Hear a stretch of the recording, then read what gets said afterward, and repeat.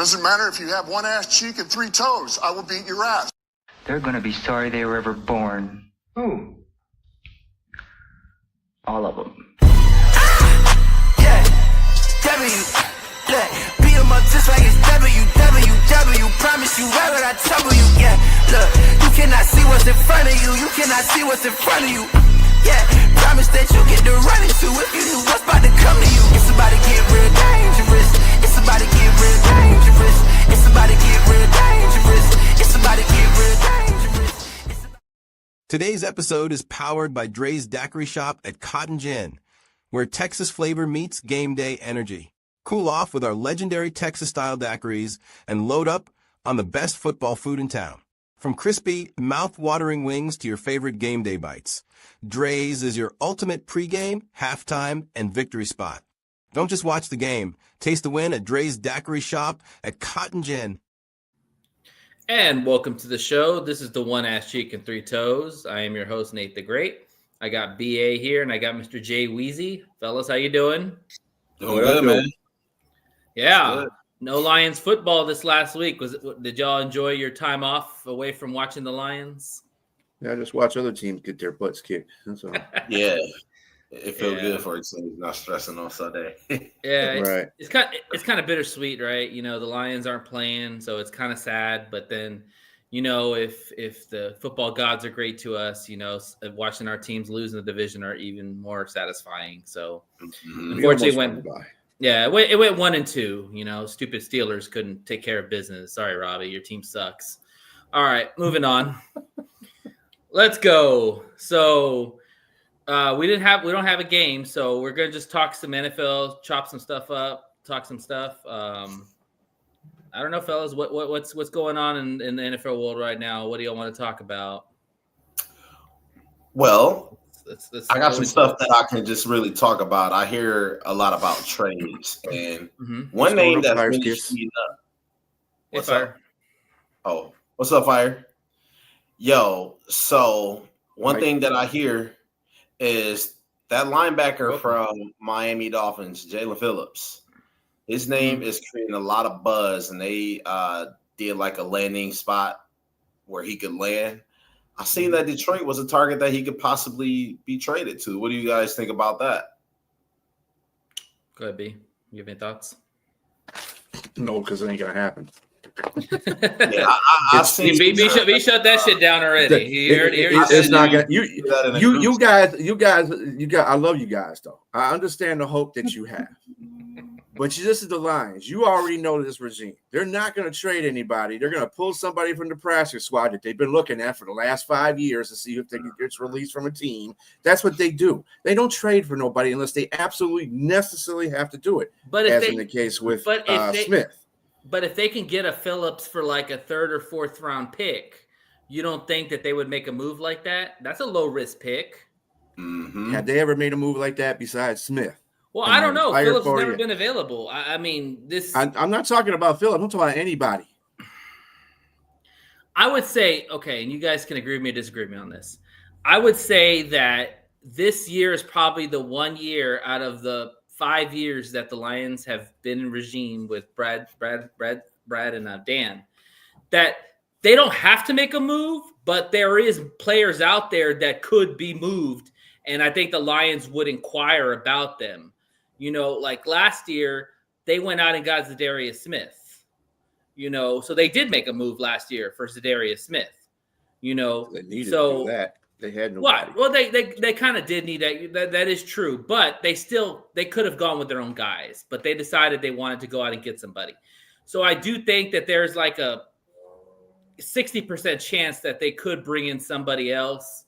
But you're right, B. They probably won't because they believe in the guys they have, and they rather keep their own than bring in some outsiders. So yeah, I think there's a possibility, but you know we could live in a hypothetical world. I mean, Phillips would be a hell of a player for the Lions to get with the depth we already have. I agree. It's just history shows with Dan Campbell and Brad Holmes, I think they are really more comfortable with their guys, right? Like they don't make trades that aren't aren't necessary. Like if you see some of the trades that they made, they traded away Tim Patrick recently. They traded away T.J. Hawkinson, so a couple other players. That's only things that I feel like that could set them up for the future. Anything now, I think they really are comfortable with the team that they have, with the pass rushers they have, with the linebackers, with all the corners. Every player they have at each position is there intentionally, and so are the depth players. Pull up that comment, B, because I want to answer that one. Okay, Myles Garrett wasn't going anywhere. Myles Garrett was completely playing the Browns to get a new contract. That was his goal, and now he's pissed off because the team's not winning. Well, no shit, Sherlock.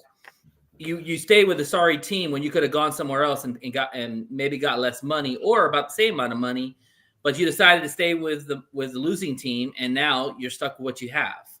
So Myles Garrett was never in play last year. I think he was in play. I really do think that he was really wanting to get out of Cleveland, but I think that their owner and GM came to him with so much amount of money that he said, you know what, F it, I'll just stay here.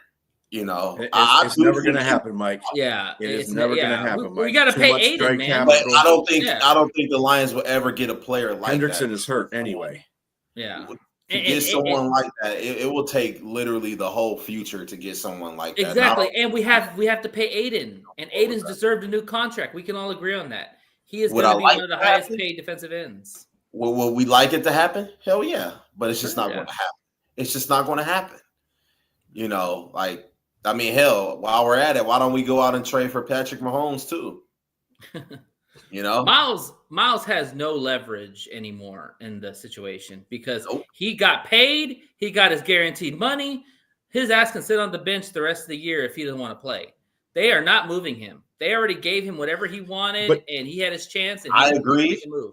Mike, there's no guarantee we're going to win a Super Bowl with one player. It's not a guarantee. Yeah. Not. It helps our chances a hell of a lot if we get a guy like Myles Garrett. And I agree with that statement, but for guys like Brad Holmes and Dan Campbell, I don't think they agree. Exactly, Brent. And what's going on, brother? Yeah. I am too, Mike. But I mean, this is a new regime. They're not going to do nothing silly like that. Mm-hmm. This team is built for future. Unfortunately, the way you're looking at it, you want them to win now, but they want to build this team so we're not a laughing stock for the next 10 They want to be years. They want to be competitive for years to come. They don't want a 1 year wonder, one hit wonder. Absolutely. And if they can build it, and if they're building it like that, and you see that, and we're getting closer and close, and we win the division 2 years in a row, we've gotten a chance to get in the playoffs. Albeit we had injuries on a defense, and when our offense failed us, we screwed up and didn't win last year. But we're knocking on the door. The window has not closed for the Lions, no matter what nobody says. And I think if I'm right, Mike, it's Mike, I think, right? Yeah. If I'm right, Mike, I think you're probably feeling this way because of what Green Bay did with Micah Parsons. But let me explain the Micah Parsons situation. Before Micah Parsons, Green Bay had no elite pass rusher. Rashawn Gary is a solid pass rusher. We can agree. He's not an elite pass rusher. Nobody puts him in the category of top pass rushers when you talk about the best guys. Rashard Gary's name never pops up, period. So you get a Micah Parsons, that's a different story. Then you got your elite pass rusher. Well, the Lions already have their elite pass rusher. His name is Aiden Hutchinson, number 97, and he's a stud. And he's only getting better. You see the moves he's got. You see the pressure rates he's doing. He's up there with the Micah Parsons. So we already had our elite pass rusher. Like Green Bay didn't have theirs. That's why they got a guy like Micah Parsons, because that was like in their key, the missing link to their defense of what. And also they had money that they could have paid him with. They were the youngest team in the league. Yeah. And they just had the resources to bring in a guy like Micah Parsons. I think that's why it was such a good deal for the Green Bay Packers. Now, will that backfire on them? It could. It possibly. Outside of Jordan Love, let me tell you something. When you trade for a player, to me, that player's got to make an impact every game. Every game. I'm not talking about one and then you take a day off and then another game and take a day off. Kind of like Smith did a little bit. But at the same time, like Micah Parsons, he hasn't provided that spark. He has one game where he has 3 sacks, but then in another 2 games he ain't like nothing. And they lost to Cleveland. Yeah. They tied the Dallas Cowboys. I mean, and that was your homecoming. That was the one you should have been balling out on, Micah Parsons. I will say that one thing Micah Parsons brought to that defense is a lot of attention. And that helped people like Rashawn Gary. That helps some of the defensive tackles to be like, hey, you know what? We can kind of get – if Micah Parsons is getting double team and triple team, we can try to beat our one-on-ones. We can try to win our one-on-ones. And I think he has brought that to the Packers. You're right. You're right too, Jay. B also brought up a great point one time about Micah Parsons that I remember now whenever I talk to Whacker fans about the guy is basically as good as the guy is, pull up his playoff stats. Mm-hmm. See where he was impactful against playoffs against good teams. Because when you play in the playoffs, you're playing good teams. You're not playing the Cardinals. You're not playing the Browns. You're not playing the Panthers. You're playing legit playoff teams. And what is his numbers in playoff games? I can tell you right now, it's not very good. Mm-mm. And another thing about playoff games too, you have better coaching staffs that you're playing against. Exactly. So it's like Lions. When Green Bay, which is this is the reason why I thought this whole trade was hilarious in the first place. Green Bay, you're getting somebody that you dominated in the playoffs. And when he was on Dallas, because you ran right at him, you neutralized him as a pass rusher, and you ran right at him. That's what everybody's going to look at the blueprint on. It's a blueprint, and people keep doing it all the time. There's good teams that are coached like that, and they block him, and they run right at him. So Yeah, I believe. And one thing, as much as I respect Micah Parsons, I will say one thing: he's not stopping the run like how Aiden Hudson can stop the run. And how other people on our defense can stop the run as well. So I'm not calling him a one-trick pony, but I mean, it's a reason why they put him in on third downs. Yeah, literally every third down. Mm-hmm. Exactly. And then what happens? And also what happens too? What happens if that back acts up again? Because backs are nagging injuries. What happens if that back starts acting up? Then you're going to limit yourself again. I mean. It's got to be careful. And no, Packer fans, we're not bashing you. We're just calling it like we see it. We're just seeing, calling it like we see, basically. Let's see what Parsons does against us in round 2, because I think the first game he only had 1 sack, and that was because he was chasing Goff. And let's be honest, we could all sack Goff. Okay, so I mean, it was what it was. Let's see what he does in round 2 with our guys more seasoned. Like Dan called our O-line vets now. Exactly. It was the first game of the year. Game. Exactly. I'm not taking too much into that crap. I'm not going to sit here and crown their asses after 1 week and they had a good first game. Mm-hmm. They've looked terrible in game since. Let's talk about like right now. Who is your surprise team in the NFL so far this year? Colts. The Colts. I think that's just anonymous right there.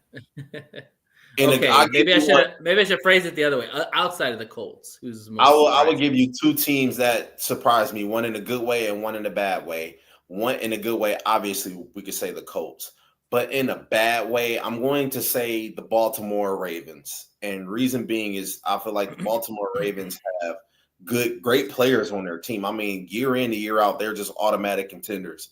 You would probably put them in the Super Bowl one year, maybe in the AFC Championship game, but Baltimore haven't lived up to their standards. And I think part of that is due to John Harbaugh. I think his time has really just ran its course in Baltimore. I don't know what else. I'm with you. Yeah. And I think that standard, man. The thing with the Ravens is kind of surprising is that they're usually a really good regular season team. And then when they get to the playoffs, they find a way to lose the games, This year, let's be honest, injuries have been a bad thing for them. I mean, not having Lamar Jackson out there, I don't care who you have as a backup quarterback. You don't have Lamar Jackson out there, you don't have a team. Because how much has this team relied on Lamar Jackson throughout the years? And I think that's a big part. But I do think with John Harbaugh, if he finds a way to get him to the playoffs, he'll be fine. And he probably should, because their schedule is a lot better than what the Steelers have to go through. And I don't believe in the Steelers. After watching them get trounced on Sunday Night Football, I don't have no faith in them. I think the Ravens will win that division. Leader over there, is it Pittsburgh? It's Pittsburgh. Yeah. You know, and that division is trash.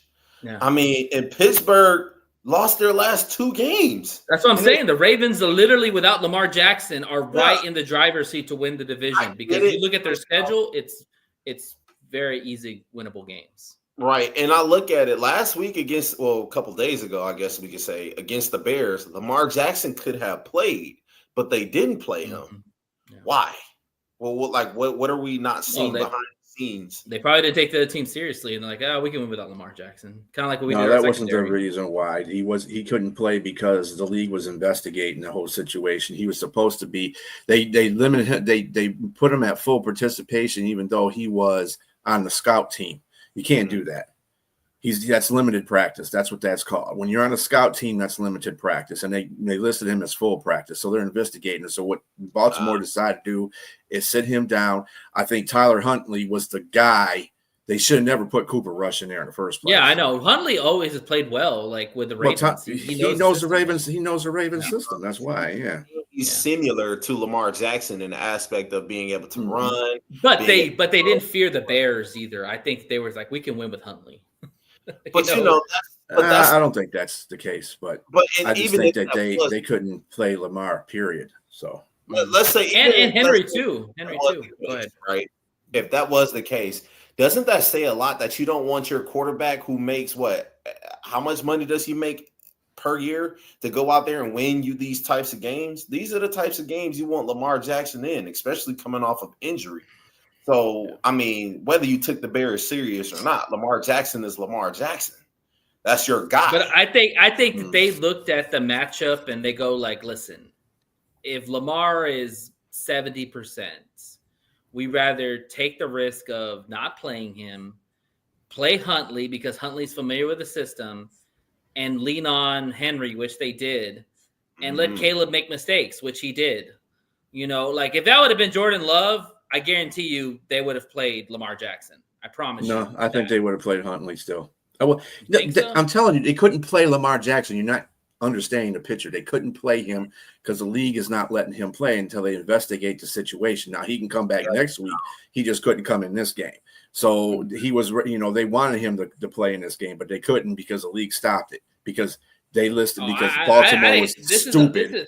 This is new to me, so I'll take your word on this because I have not heard anybody talk about this, so this is all new to me on this aspect. I thought they were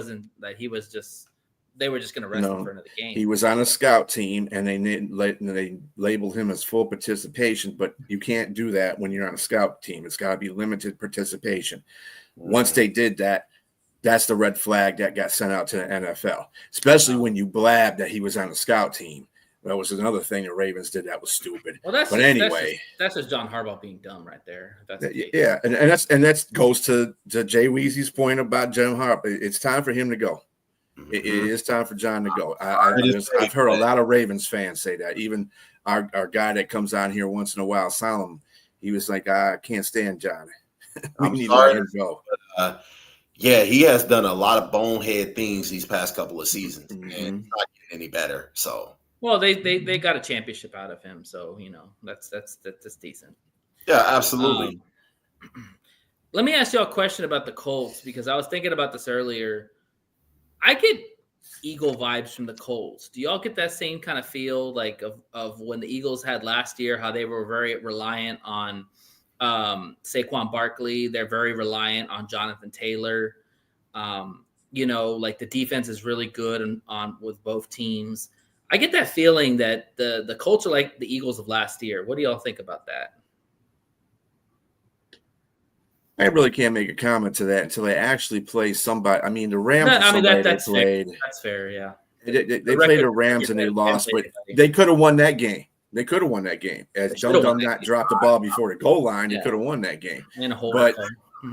But if they play a team that's worthy, do they play a team? They don't even play a team this week that's worthy of they play the Steelers. That might be interesting. Yeah. Until they play somebody that's gangbusters in the NFL. I think I'm kind of shaky on it. Yeah. And where do they play them? In Steelers. In Pittsburgh. Yeah. Okay. That should be interesting because Pittsburgh, after getting shellanked against the Packers, I definitely think that the Pittsburgh it's a must win, because if you're talking about the Ravens right behind you and they're about to get Lamar Jackson back, Pittsburgh's got to win this game. If they lose this game and Baltimore wins, you're talking about the changing of the guard pretty quickly in that division. Yeah, we're having a different conversation. But with the Colts, really quick to answer your question though, Nate, no, they don't give me Eagles vibes. They give me more Lion vibes. And reason being is because I'm not going to comp anyone passing away, because Jim Irsay, rest in peace, passed away. But Carly Irsay came in and she took over the team. Now, granted, I know she isn't sitting on the sideline calling plays, but she took what it takes to be an owner. She's on the sideline. She's looking around. She's studying the game. And she's put all the football people in place to let them make their decisions. And she's just sitting back behind the scenes and she's just okaying things. And I mean, really, who would have thought they came in and have the record that they have now? Having the highest point differential, being one of the best offenses in the league, having a really good defense. I mean, last year, and the pieces. Oh, go ahead. No, I was just going to say last year, everybody laughed at the AFC South, every team. And What's up, Rob? What's going on, Rob? Sorry, bro. I don't know what to say, man. They look bad, really bad. But, they literally did a total 360, and now they're looking like possibly the best team in the league. So yeah, I think with the Colts, and we can all agree on this, that the pieces were all there. Jonathan Taylor was there. The O-line's there. The receivers, Pittman's been there. Adding Warren was a huge piece. I love Warren. I think that the Bears totally screwed up in getting Loveland. They should have took Warren. I would have feared Warren more than I would have feared Loveland. And then on top of that, dropping Daniel Jones in there. Daniel Jones was the missing piece, because really they had no quarterback. They had AR and they had a bunch of nobodies. They had Flacco at some point too. Getting a guy like Daniel Jones, who's not a world beater, but somebody who could actually play. Like the Vikings, we're going to talk to Mike when they talked about the Vikings. I'm going to grill him about why the hell did y'all keep Daniel Jones in the building? Because you see what Daniel Jones is doing now with the Colts and less weapons, and he's kicking ass. Let's be real. One thing I can say, that the one thing that kind of puts a blemish on the Colts for me is Adonai Mitchell. And reason being is because Adonai Mitchell, he dropped that ball before he got in the end zone against the Rams. Stupid, dude. And it's like, dude, what are you doing? And then even got the holding call against with Taylor when Taylor scored that touchdown at the end. He got called for the holding call too. Yes. It's like, dude, what are you doing, man?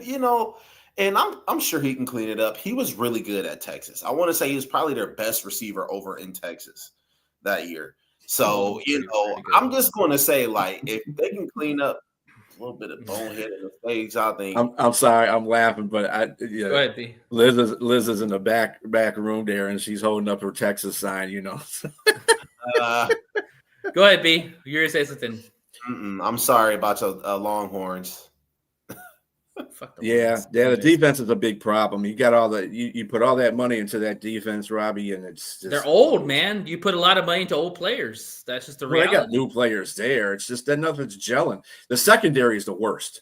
Their secondary, they put all them the name brand players back there. Porter's the only one. Darius he's actually Slade, their best Ramsey. corner. Look at that. You got Ramsey, Slade, Porter. Yeah.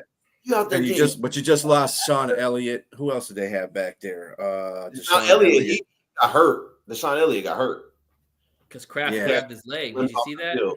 Yeah. Kraft grabbed his leg when he went down. Mm-hmm. That was it. That was dirty. Hey, anyways, Robbie. I want to ask Robbie a question real quick. Robbie, would you rather have Minka Fitzpatrick right now than Jalen Ramsey? Yes or no? Because I think y'all are really missing Minka, man. Minka was a badass in that secondary. Hell yeah. Yeah, Brett. Yeah. And I don't really care about the Daniel Jones thing, because he just got picked up to be a backup in case something happened. But the fact that you let Sam Darnold walk without giving him a contract, I think everybody was baffled by that. I wouldn't have never done that. To put all your hopes in JJ McCarthy. So you got your ass kicked 4 times during the regular season by the Rams and the Lions. You still went 15-2. You could fix that. That's something that's fixable. That's not nothing that you can't. You're going to get rid of a quarterback. You need to let JJ sit for another year. He's not ready to go. I agree. So I totally agree with that 100%. And Sam Darnold, he kind of gives me vibes of, now don't kill me when I say this, Baker Mayfield. Yeah, he's got that same. He's got that same. Yeah, a little moxie. Willpower. Yeah, the ball better. He bounced around a couple of teams. Everybody really just gave up on him and said you a stopgap quarterback, but he was 14. Sam Darnold can play, man. If you look at the 2 games he lost last year, he lost to us because we kicked his ass that game, and he lost to the Rams. I mean, he lost 3 times, but record in the league last year, and he lost us twice. Like, geez, and then they gave up. I don't know, Robbie. I like Nick Patrick. Yeah, I like. You could have given him a contract and say, "Hey, you know what? You can come here for another 2 years. You can play another year and let JJ McCarthy kind of develop behind him." But y'all just let him walk for nothing. And look what he's doing in Seattle. Who's your MVP right now? Halfway through the season. I'm going to say Jonathan Taylor. Just right now. Just right now. I'm sorry. I'm going to say Jonathan Taylor. I'm with you. I'm with Jonathan Taylor too. Yeah, man. Yeah. He's 3 touchdowns in 4 games. Each of the 4 games he's had. Dude, he's the catalyst for that offense. He literally is. Do you agree, B2? Yeah. Is he your MVP? I mean, yeah, he's my MVP too. I mean, we talk about Daniel Jones a lot. There's a reason why he's flourishing in the system, because they can run the ball. When you can run the ball for a quarterback, that's much better. That means your offensive line is not blocking, doesn't have to block as hard because they're so worried about the run that you could do play action pat. And let me tell you, Daniel Jones is out there doing it like to a man. Taylor's making Daniel Jones. He just need to get away from New York. That's what he needed to do. Daniel Jones is a pliable quarterback. He just needed to get away from New York. Daniel Jones is so good in play action. Why? Because as soon as you think they hand it off, Taylor, boom, I can hit. And Daniel Jones still got wheels on him. I don't care about talking about him getting tripped up on the 5-yard line that one time in New York, but that boy got some wheels. He's fast. He can run. He is. Defensive player of the year. Myles freaking Garrett, man. Nobody as good as Myles Garrett is. That guy. Myles Garrett might break the record this year. I'm going to go ahead and say that right now. What can you say, really? He's already got 10 sacks, and we're halfway through the season. We sound like a broken record when we talk about this guy year in and year out because he just seems to amaze us. Like he literally just does everything. You gotta forgive Robbie here. He's just blowing up steam. Robbie. Hey man, we've been there before, Robbie. We've been there before. Yeah. At least you guys got 6 Super Bowls. Exactly. Now, you say Tomlin has to go. Do you think that's Tomlin or do you think that's the Rooneys? They need a change. Period. I really have to ask that question because as long as he's been there, he hasn't had a losing season yet. Tomlin's MO is defense, and this defense is trash. Let's just be honest. One other thing bad both ways is we all know Aaron Rodgers is old. That's not Aaron Rodgers of yesteryear. That's not the same guy. But Aaron Rodgers is still playing pretty well at a high level. The defense just sucks. They can't stop him. He doesn't have that same zip on the ball as he used to. He doesn't move in the pocket as much as he used to. He don't use his speed as much as he used to. He's just older now. I mean, granted, his skills are not going to go away, but arm strength does start to fade, right? He can't take as much hits as he used to. Decision making may be a little bit. So it's like I feel like one thing they kind of passed up on is taking the quarterback when needed. I mean, they haven't hit on a good quarterback. I mean, Kenny Pickett was supposed to be the guy, and he was trash. The guy was terrible. And they brought back Mason Rudolph, if I'm not mistaken, right? Mason Rudolph is trash too. It's like let me ask Robbie a real quick question before we wrap this segment up. Robbie, do you think the Steelers will make a trade for a receiver? Because I think y'all definitely need a receiver to go along with DK. That would be good. They could get Jacoby. Yeah, there's a lot of options out there. Olave, if they decide to go Olave or George Pickens. They need somebody outside of the DK Metcalf because DK Metcalf is a head case himself. Like, my God, dude. Which is hilarious because the Raiders just signed Tyler Lockett, which is funny. I saw that. You're getting rid of Jacoby Myers for Tyler Lockett. I was just going to say Jacoby Myers would have been a good target for them. Do you think that the Steelers regret giving Pickens away? No. No, I don't think that. I think that was a bad experiment from the get-go. Yeah, they should have never picked him in the first round in the first place, and they picked him on a team that our offensive coordinator used to be his offensive coordinator in Pitt, and he was terrible. That's the reason why they got rid of him, and they got a new offensive coordinator. As soon as they got that new offensive coordinator, Pickett's draft status moved up because he was killing it in Pitt. So why would you draft? No, I mean Pickens, George Pickens. Do you think they regret get rid of George Pickens? Nah, I don't think so. He's not really. I mean, Dallas, the offense. Bobby, feel free to answer that Pittsburgh question if you want to. Yeah.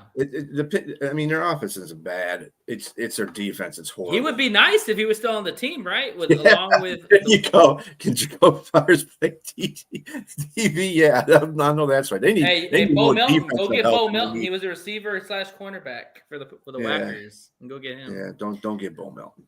All right. Don't destroy your team anymore. Let's transition. Let's transition to the pick'ems.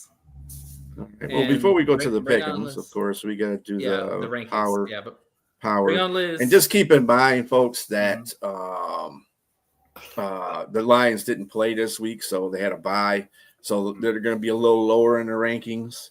So don't get frustrated at that. It's because they're a game. Don't shoot the messenger, all right? That's right. Don't shoot it the messenger. What's up, Liz? What's going on? All right. All right, here we go. Sir.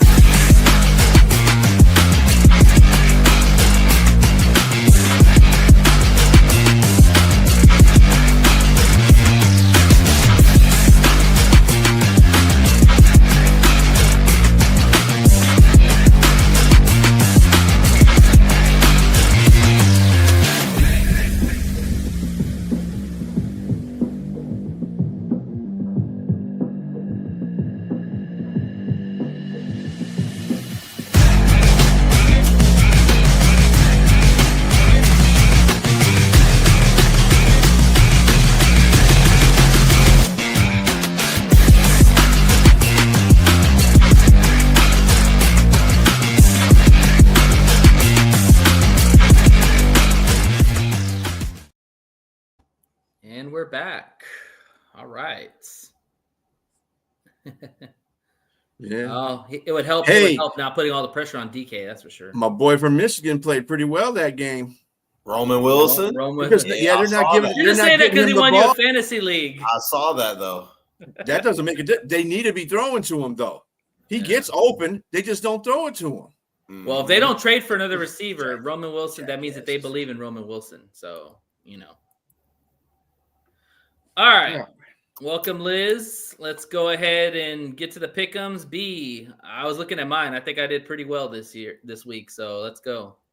Yeah, Nate, Jay, and me, we all were 10-3. Liz, with her crazy behind, lost in one game that she shouldn't. She's 9-4. So we all did good, theoretically. But let's see. And one of them, Jay was bull crap. Should have been. Huh? Jay, you are first at 70-33. Ooh. I am second at 62-41. And this you guys the same last time. And Nate, you're next at 61-42, and Liz is 60-43. Man, your last, Liz. Come on. You're not supposed to be losing ground. You're supposed to be gaining ground. What's going on with you? All right. Well, that's why pencils have erasers, so you can erase last week and start a new week. Let's get going. That, actually. I've always said that. That's why pencils have erasers. Let's erase it. Clear it up. All right. Liz, all right. Can you hear us? I think your mic might be Or you're muted. You're muted. You're muted. I can't hear you. Uh-oh. Can't hear you. Log out and come right back in. We'll give her a sec. Yeah, I tell you, these games, man. These games are something else, man. That Jets game. I mean, kudos to AG for his first win. Props to him. Yeah. But man, that game could have gone the other way, and Bengals could easily won that game. I'm trying to think of the other game I lost. I forgot which one I lost. I agree. One. I lost another one. I just back and forth. Oh, hold on a second. You just lost it. I think you lost the same. Everybody that we basically picked. Yeah, we all only picked 2 games that separated us. Jay, you lost on the Cowboys versus the Broncos. I don't know why you did that, bro. I got killed. I could have told you that. And Liz picked the Bears to beat the Ravens, which probably at the time it wasn't a bad pick because they had won 4 straight and they were looking pretty good. And Ravens weren't great, but I kind of figured with Huntley coming in there, it'd be a different story. Let's see. I got a question for y'all though, really quick. Me and you lost. We picked the Steelers, Nate, because you that's right. They were up by 9 points at halftime, man. You don't like any of the NFC North teams. Yeah, they were up by 9 points at halftime. Should have won that game. Go ahead, Joe. Go ahead. I have a question. It's not football related, but did you guys see where that truck in Mississippi crashed with a bunch of monkeys on it infected with the herpes virus? What? And one is still on the loose. Did y'all see that? No. Still can't hear you. Try your connection. Sorry, Liz. Get a paper and give us your picks. We got to get started. So, all right, let's go. Just traded for Kyle Duggar. Kyler Duggar. I saw that. Kyle Duggar, yeah. And Keon White got traded to San Francisco from the Patriots. So the trade's already started. They need a defensive end. San Francisco needs a defensive end after losing Bosa. So okay. All right, well, let's go ahead and get started. So first game will be the Ravens and Dolphins. Dolphins are getting 7.5 points. B, what you say? Let me get rid of this. Okay. Yeah, I'm going with the Ravens. The Dolphins, I don't know what Atlanta's doing, but that was just an anomaly for the Dolphins. They're still showing Lamar out, but they said he was going to play. So yeah, he's going to play. Okay. Jay. Give me the Ravens. What are they? What's the spread? 7.5 Dolphins are getting. Ooh. Give me the Ravens. I'm taking that. And I was just going to say, give me the Ravens. And cover, yeah. Yeah, give me the Ravens to cover. Liz, what do you got?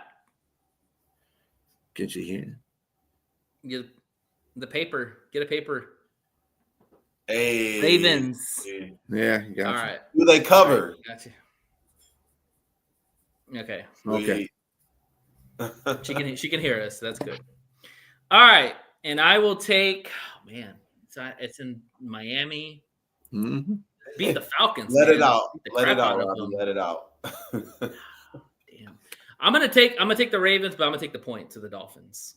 I think the Dolphins show up and keep this game close. All right.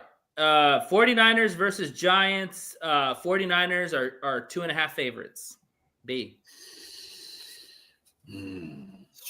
Scadapoo is out for the year. Scadapoo is out, but that's going to put what's his name? Tracy, yeah, Tyrone Tracy in there. Giants did not look good against Houston, and the Giants. I mean, not the Giants, but the 49ers didn't look good against Houston because of that defense. Giants got pretty admirable defense themselves. Mm-hmm. I'm gonna take the Giants in this one. Okay, so you're taking the points. All right. Yeah. Jake? Give me the Niners, and I think they cover. Okay. I hear Brock Purdy may be coming back. So I think he's going to play. She's got 49ers. Okay. Yeah, they are going to about serious roll. Their schedule is real easy. I'm with Liz. Give me the Niners, and Jay said the Niners too. And I'll take the cover. I think that with losing Scadapoo and now Neighbors, man, their offense has just dwindled. I think the Niners defense is getting a lot more confidence, so it's going to be ugly. All right, Bears and Bengals. I just want to put in a little caveat in there. Just remember, Houston's offense wasn't the greatest either, and they got their ass kicked by them. So I I wouldn't, and they're going to the Giants. It's not like you're going True. from West Coast to East Coast. So true. I'm just putting that caveat in there. But Brock Purdy's back, so I think the offense. Brock Purdy is better than Mac and Jones. I don't think he's back. I think the Shanahan said it's not a long shot for him to come back. He's back. He's gonna play. Okay, hey, I dig it. I can dig it. Mac Jones played like shit. Yeah, they need game. Purdy. No, Purdy ain't no better. Sorry, but he's got Kittle. Better than Mac Jones. Yeah, you got to throw to him all day. My thing is who's going to move the ball in the Giants offense? Like Scatapoo was the reason why Dart was so effective with that run option thing.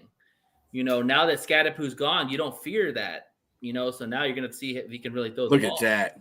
Yeah, and I can't see them losing two straight. The Niners. Okay. All right. Bears are 2.5 favorites over the Bengals. B, what do you say?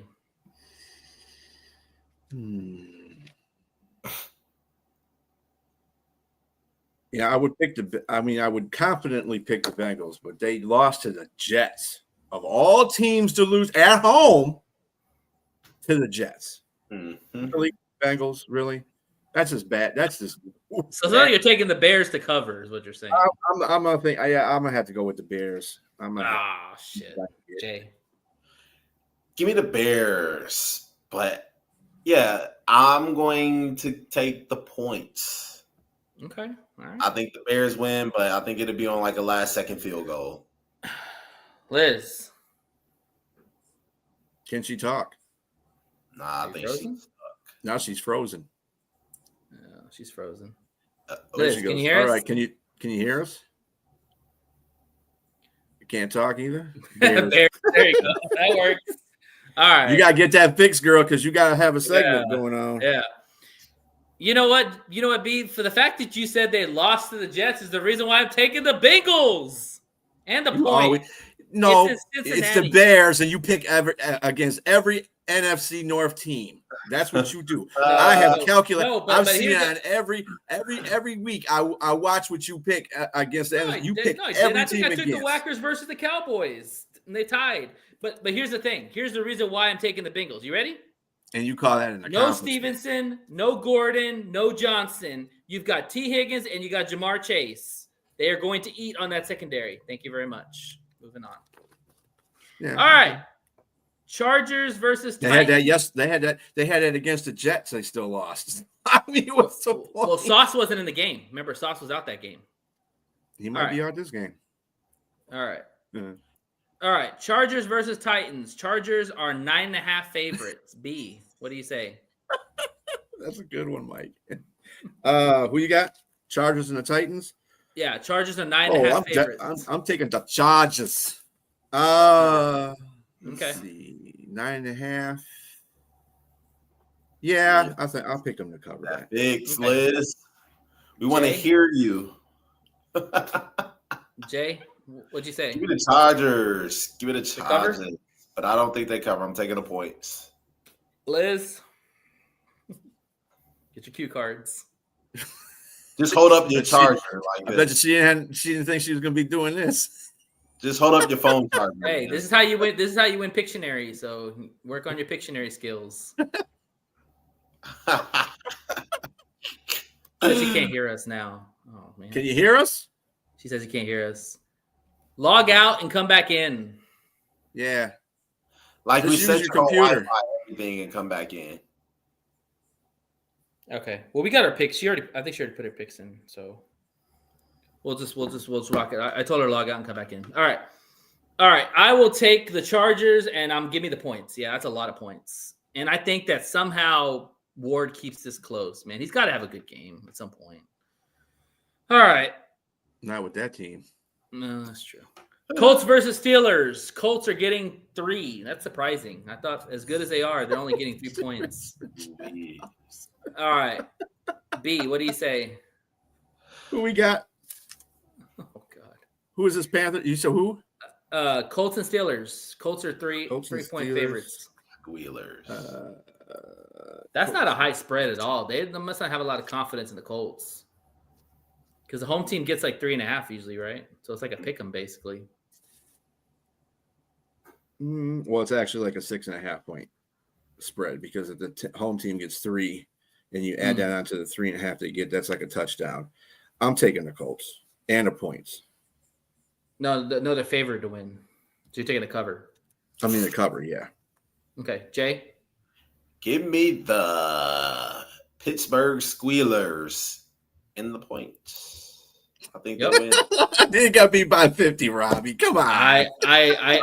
Jay, I'm with you. At some point, this defense has got to wake up and say, you know what? This defense is too good to be sucking this bad.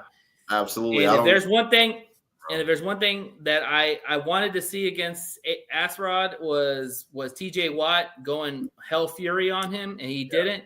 I think he'll go on Daniel Jones.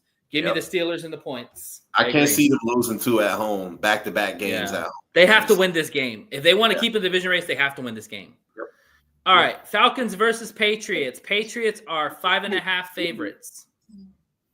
I can hear you now, I think. Oh, you can hear me now? Okay. Oh, now we're good. All right, so did you I give can't. this? Can't hear you now. You were right there. You were right there. Take them out. That's what you got to do. Take those out. Just take them out. Take them out, yeah. Yeah. There's nobody in your place. You're good. All right, come on. Can you hear us? Yes, I can hear y'all. Okay, good. Hear you now. All right. Can you hear All right, me? Yes. Did you give the Chargers pick? No. The last one I did was Bears. Okay. All right, Chargers and Titans. Chargers are 9.5 favorites. Okay, Chargers and Titans. I'm going with the Chargers. To cover or Cover. points? Okay. Cover. All right, Colts and Steelers. Colts are 3.5 favorites. Fuck the Colts. Give me the Steelers. All right, so Steelers and points. All right, now you caught up. All right, Falcons and Patriots. Patriots are 5.5 favorites. B.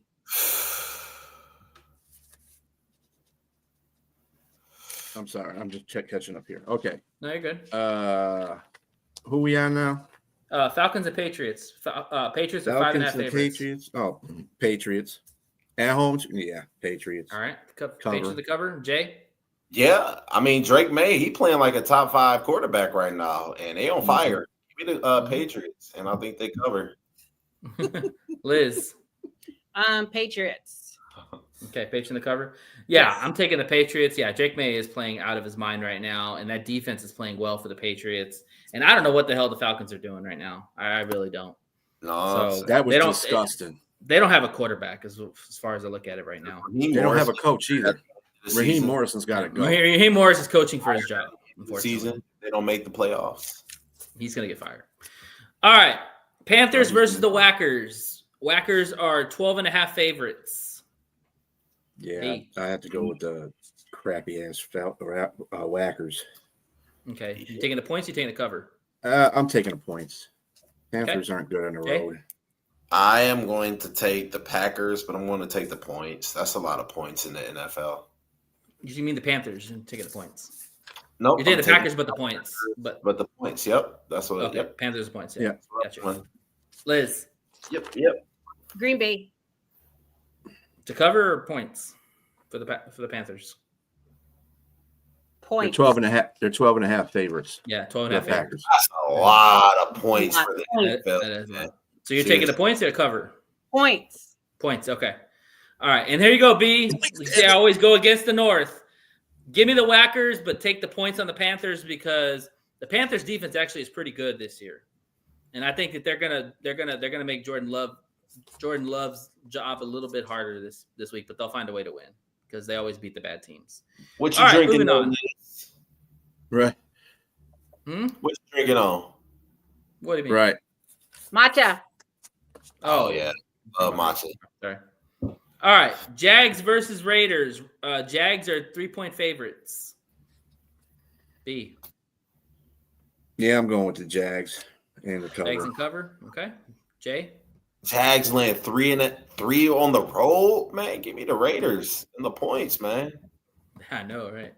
Liz. Fuck the Jags. Give me the Raiders. Raiders and points. Okay. And yeah, I'm with you, Jay. You're getting 3 points. You're getting 3 points at home. Give me the Raiders, man. The Raiders got to turn it around at some point. Come on, let's go. Yeah, for real. All right. Saints and Rams. Rams are 14-point favorites. B. 14. And Tyler Shuck will make his first start.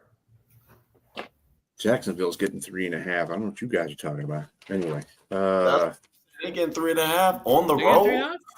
Yeah. Raiders. No, they're favored to win by 3. Jacksonville is favored at 3 by. Yeah, that's what I said. Yeah, that's why we're taking the Raiders. Yeah, that's a great play. It's all right, Odd. All right. Hey, better late than never. Good. Love you. All right, Saints and Rams. Rams are getting 2 touchdown favorites. Rookie quarterback Shuck. You already know what to do, B. Shuckalaka is gonna play. Saints and Rams. Oh shit. Did I write that down? You shouldn't even be thinking about it when it comes to the Saints. Yeah. No, I'm definitely picking the Rams. Why the hell I didn't put that down here? But yeah, okay. Yeah, I'm picking the Rams. Rams to cover. Jay. Yep.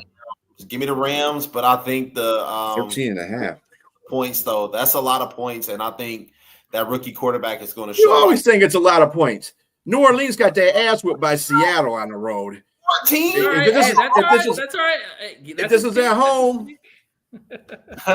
yeah, I would agree with you. Take your pick. Jay, the point. I want to say points. The points though, but I'm taking the Rams. Rams. Liz.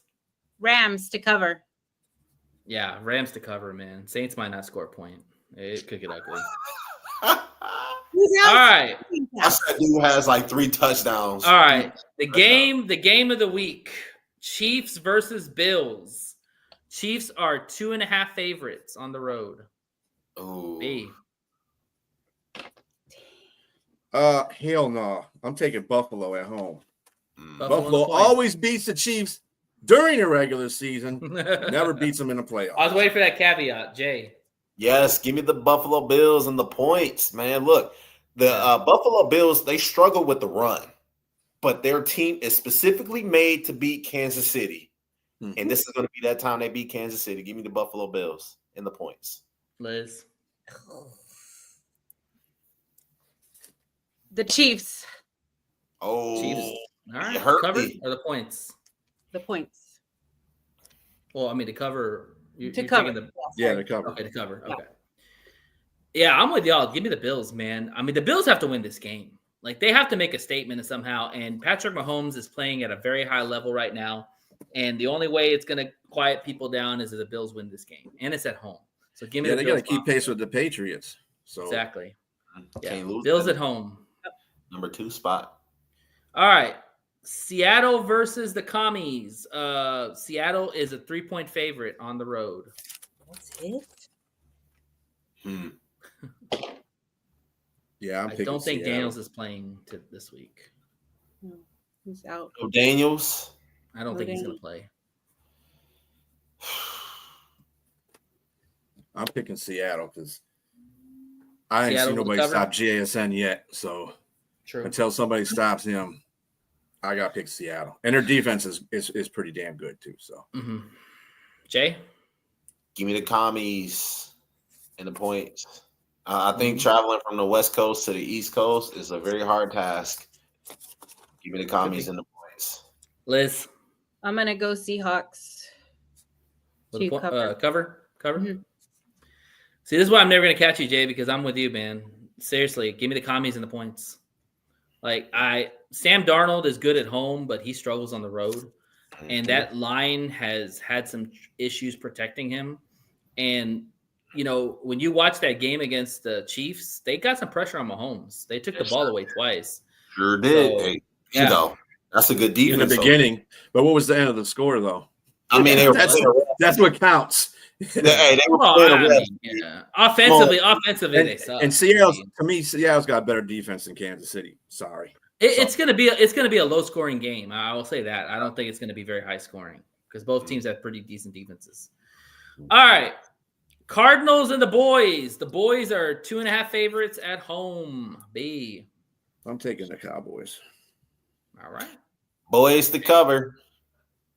Liz. Cowboys. Okay, the cover. Yeah. Give me the Cowboys. I think they're going to have a huge fuck you to the Cardinals after getting their ass handed to them in Denver. So, yeah, give me the boys. Can they just fire their head coach? I hate the look on his face, man. I just hate the way he looks every single game. Like, I just want to smack the hell out of him. Dude from the Cardinals. Steichen? I mean, not Steichen. Shane, whatever his name is. Yeah. I can't say his name. I just want to smack his face, dude. Seriously. I tell you what, man, the way he kind of went at that player on the sidelines, that was pretty bad. Yeah, I know. Seriously. Just get him out of here, man. I hope they drop a bomb on him. All right. Oh, God. They'll be all right. All right. Denver versus the Texans. Texans are 1.5 favorites at home. B. This is going to be a battle of the defenses here. Mm-hmm. What I saw, the thing that I saw, see the difference between the Denver-Dallas game and the Texans-San Francisco game is Texans were able to move the ball on that San Francisco defense, which is pretty good. Mm-hmm. You can move the ball a day in Dallas's defense and not even have no problem. So the offense, but I just don't think the Broncos are going to get it done. I think Houston's taking care of this one. I'm taking them to cover. Okay, Jay. Give me the Broncos and the points. That defense, Broncos defense. Now you're going to take the Broncos. Hey, that's all right. We need to catch up. We need to have different picks. Man, give me the Broncos. All right, Liz. We already know where you're going. Points. Yeah, I'm taking the Texans, man. Honestly, if this was in Denver, I would take Denver. But it's at home. Texans have low momentum after beating a good 49er team. And on top of that, Bo Nix struggles on the road. And I think that Texans will get enough pressure with Anderson and Hunter to make his life a living hell. So I have a question. For all three of y'all. Do y'all think that not Seattle, but Houston will be able to keep CJ Stroud upright with that pass rush? Yes. It's going to be tough. That's going to be very tough. But what I say is that, I don't know, man, that both offenses under duress are terrible. Yes. Broncos are up there in the top 3 when it comes to sacks and pressures. They get Broncos are number 1 in sacks, bro. Number 1. Exactly. And they don't give up sacks. They don't give up sacks either. They're number 1 in protecting the quarterback, believe it or not. They get home. Now, this is one of those staple victories I think that they're going to have to win. When it comes to winning the AFC West, this is going to be a big victory for them. Mark my words. Clearly taking the Texans because they're at home. I'm telling you, if it was in Denver, I would take Denver because I don't think either offense is going to do well. The Texans have the Texans have the number 1 overall defense. Mm-hmm. So and the Broncos are 5th in that category. Right, but Broncos are number 1 in sacks and also number 1 in protecting their quarterback too. They give up the least sacks of the game. Texans are 4th in pass defense. So something's got to give. We'll see. All right. This is a good game defensively. Yeah, definitely. Take the under. Take the under if you're betting that game. Don't take the over. It's going to be. I take the over because I'm an underdog. No, the over means that it's going to be more than 40. Is it like 47.5? It's 40 points. That tells you right there. Take the under. Take the under. All right. And finally, to wrap up, Vikings versus Lions. Lions are 8.5 favorites at home. Woo, babe. Is this belt to ass? You know what? Just say belt to ass. That's all I gotta say. That's what I say now. Yeah, I'm taking the Lions to cover. I don't know what they're going to do about their quarterback. I know one thing: they better be prepared because if they bring in what's his name, Broswell. They were talking about that this week too. Brosman. Yeah, Brosman. Yeah, trying to bring him in there because I'm not sure what JJ is going to be bringing in there. I don't know if he's fully healed yet. They have no choice. They got Wentz. Wentz is out. He's out for the rest of the year. Yep, I'm telling you, KOC kills his quarterbacks, man. You saw the abuse he took against the Chargers. They play Denver, Robbie. A long time ago. How you gonna beat us in Pickens, Robbie? You don't even know who's playing. All right, Jay. Belt to ass or point? Sorry, no belt to ass this game. Coming off of a bye week, and you still are missing a couple of defensive players. So give me the Lions to win, but Vikings in the points. Okay. The Lions win points. I'll go with the team everybody hates but don't want to face, and that's the Lions. What you talking about? I like that. They don't hate us. Well, our rivals hate us. They hate everybody y'all. Loves us. Not everybody outside of our the NFL doesn't hate us. But go ahead. Yeah, but the ones in your division hate y'all. Who gives a fuck about? We don't care about nobody in the division. You drop a bomb on those people if you want to. You get the coach. Go ahead, Liz. Lions. Whatever. Okay, Lions in the belt to ass or points? Belt to ass. Love it. Give me belt to ass. Lions are going to win. JJ McCarthy will wish he was never born in Michigan. Good night. All right. And that ends our segment. So now we will move on to Mr. Mike. Liz, we will see you in a few. There's Mike is connection Where going. the hell is Mike? Uh-oh. He got shy. I just sent him a text to let him know. Whoops. Let me see. Okay, well, while he's doing that, let's talk about this game. So the Lions are on a bye week. They got some reinforcements coming back. Looks like Terry and Arnold's going to play. BB's going to be back. He's actually getting baptized tomorrow, so that was impressive. So maybe he's going to have a new BB come out of the shell. We're hoping. I think Kirby will play. I don't think we're going to get Reed back. I think Reed will be back the next week, which is good. We need him for the Washington, the Eagles games. Is there anybody else I'm missing? Reed's still up in the air. We don't know nothing about Reed. Yeah, Reed. Just remember he's that. Still in IR. He's still in IR. I think he'll be back next week. Who are we talking about? DJ Reed. Right. Mm-hmm. Got you. There, his window probably opens up next week. So Terrian, you think Terrian will be back this week? Yeah. Okay. Terrian's back. Someone who didn't practice today was Kirby Joseph. Yeah, it's rest day. That's definitely something to keep an eye out for, because considering a couple weeks ago in Kansas City, he was damn near barely even able to walk off the field. But I think Kirby's just going to be that way all year, bro. I'm afraid he's going to have to get surgery at the end of the season. But he's going to tough it out. But what is wrong with him? That's the question. What is his wrong? Knee. It's his knee. Yeah. Like, does he have a tear? Knock on wood. No, I think it's swelling, or it's maybe like a sprained knee or something like that. I don't know. I'm not a doctor. Yeah, I know it's knee related. Okay, and let's see. Was there anything else? Any other injuries that we might be getting anybody back? I know Davenport's he's not back yet. Rodrigo's coming back. Either. Oh, Rodrigo will be back. Yeah, his clock will start Branch this week. is back. We have Tristan Colon is on the roster now. Okay. Let's see who else we got on here. I'm looking at the roster. Who was all on the roster? And they still kept everybody that they played in the last game on the roster. Is Whiteside still on the active? Is Whiteside still on the? I haven't seen him get demoted yet. He's still on the active, right? Whiteside. WW. Yep, he's still on the active list. Yeah, I want to see Whiteside, man. He's a big receiver. He's a big cornerback, man. I want to see him go against like a Jetta if he has to, or somebody like that in certain situations, or Addison.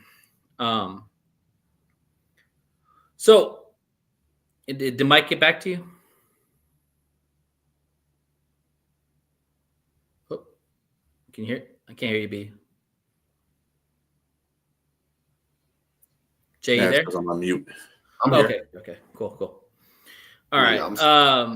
Did Mike get back to you?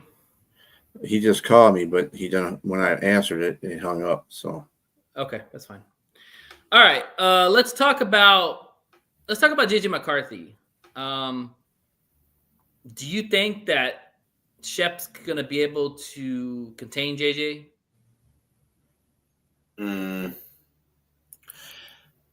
I do. The only problem I think Vikings are going to pose is in the passing game. We're still missing a couple of people in our secondary. Think about it. They still have Justin Jefferson, possibly the best wide receiver in the league. Still got Jordan Addison and TJ Hawkinson. So that's going to pose risk to any team. Now, if they can get pressure on J.J. McCarthy, do not let him extend plays with his feet because he's very capable of doing that. I think they'll have a good chance of shutting that offense down. See, that's why I took the points. I picked the Lions to win, but I took the points because I don't know if the Vikings are going to be able to score at will. You know, is B talking to us? I think he's muted. B, are you there? I was going to say. But, you know, that's just one thing. I mean, we're going up against a couple better receivers this time around. I mean, obviously, if you look at it, Jefferson. There's no doubt. There's no doubt about that. So it's going to be you there? A challenge. Yep. Okay. What do you think? He got stuck in the there's a bad accident on the freeway on his way home. Okay. So he said he'll be here as soon as he possibly can. That's fine. Okay. What do you think, B? Right. Exactly. Come on in, Robbie. Seriously. What are we talking about now? JJ McCarthy. Do you think that Shep's going to be able to contain JJ McCarthy? Oh yeah. I think the thing about JJ McCarthy right now, you got to remember he's still in a rookie kind of mode. He might have been sitting on the bench for last year and looking at stuff, but being in the game and getting playing time is a difference. Now he played 2 games. He played against Minnesota and he played against Chicago. I mean, not Minnesota. He played against Chicago and who else did he play against? Who did he play? Who was the other team Atlanta. they lost to? Atlanta. That was one and neither one of those teams are on a level of Detroit. And Detroit's at home. Brian Branch is going to play. The defense is revving up. The defense is starting to get revved up. The offense is the offense. It's being the offense. JJ is just not going to be able to keep up with the line. It's kind of be like the same thing that happened to Caleb. You know, Ben Johnson thinking he was going to use all kinds of trick plays and stuff like that and try to whammy us. And dude, we know who you are, you know, that kind of thing. And I just don't think Jay's going to have the time to throw. Right. KOC is going to be, I mean, he's the quarterback whisperer, but the way they did quarterbacks in that whole off season was just stupid. I don't blame it on KOC. I blame it on the management because they should have kept. I blame it on KOC because KOC wanted JJ McCarthy. That was his guy. I think this is going to. Well, it was his guy. But at the same time, technically, May was his guy, but you know, May wasn't going to be there. But anyway, JJ McCarthy might have been his guy, but at the same time, you had Sam Darnold, and then JJ McCarthy got hurt the whole season. So you want to have a quarterback sit behind a veteran quarterback for at least a year, and once they're better. Yeah. And if I'm KOC, I would have been pounding on the table like, listen, you can draft JJ McCarthy, that's fine. But you have Sam Darnold there who won 14 games last year. Let the guy play, give him a small extension, and then when JJ's ready, and then we have a trade asset later on to trade to a team that needs a quarterback. Like, why get rid of names do you have? I think Minnesota mishandled it. I really think that 100% they mishandled it. Yes, Sam Darnold was looking for a long-term contract. He wanted them to be committed to them for at least 2 to 3 and they years. should have paid him. The guy was good last year. Vikings were not on that because they drafted JJ McCarthy. They still, are a fairly young team themselves, so they were like, no. And Sam Darnold, he just went somewhere else. And I don't think J.J. McCarthy was a great choice for Minnesota. I just don't think he fits in that type of offensive scheme. If you look at the type of quarterbacks that comes from Minnesota, when you talk about Kirk Cousins, you look at even Carson Wentz and a couple other guys, J.J. McCarthy only throws the ball 20 to 25 times a game. That's what he's used to at Michigan. Now, when you need him to throw it 35, 40 times a game, he's going to struggle big time. And I've seen it from J.J. McCarthy. I remember he threw against a MAC team in Bowling Green. You know what JJ thrives on? The run game. He thrives on the run game. And the Vikings have one of the worst run games in the NFL. Well, I think partially that was due to Aaron Jones being out for a little bit. I think that he played last game and do nothing.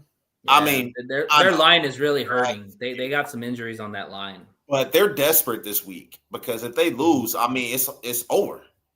It's over for them. It's over anyway. I think it's a two-way road between the Packers and the Lions for the division, and really the playoffs, because the only two teams that are going to maybe make the playoffs from that division, maybe one.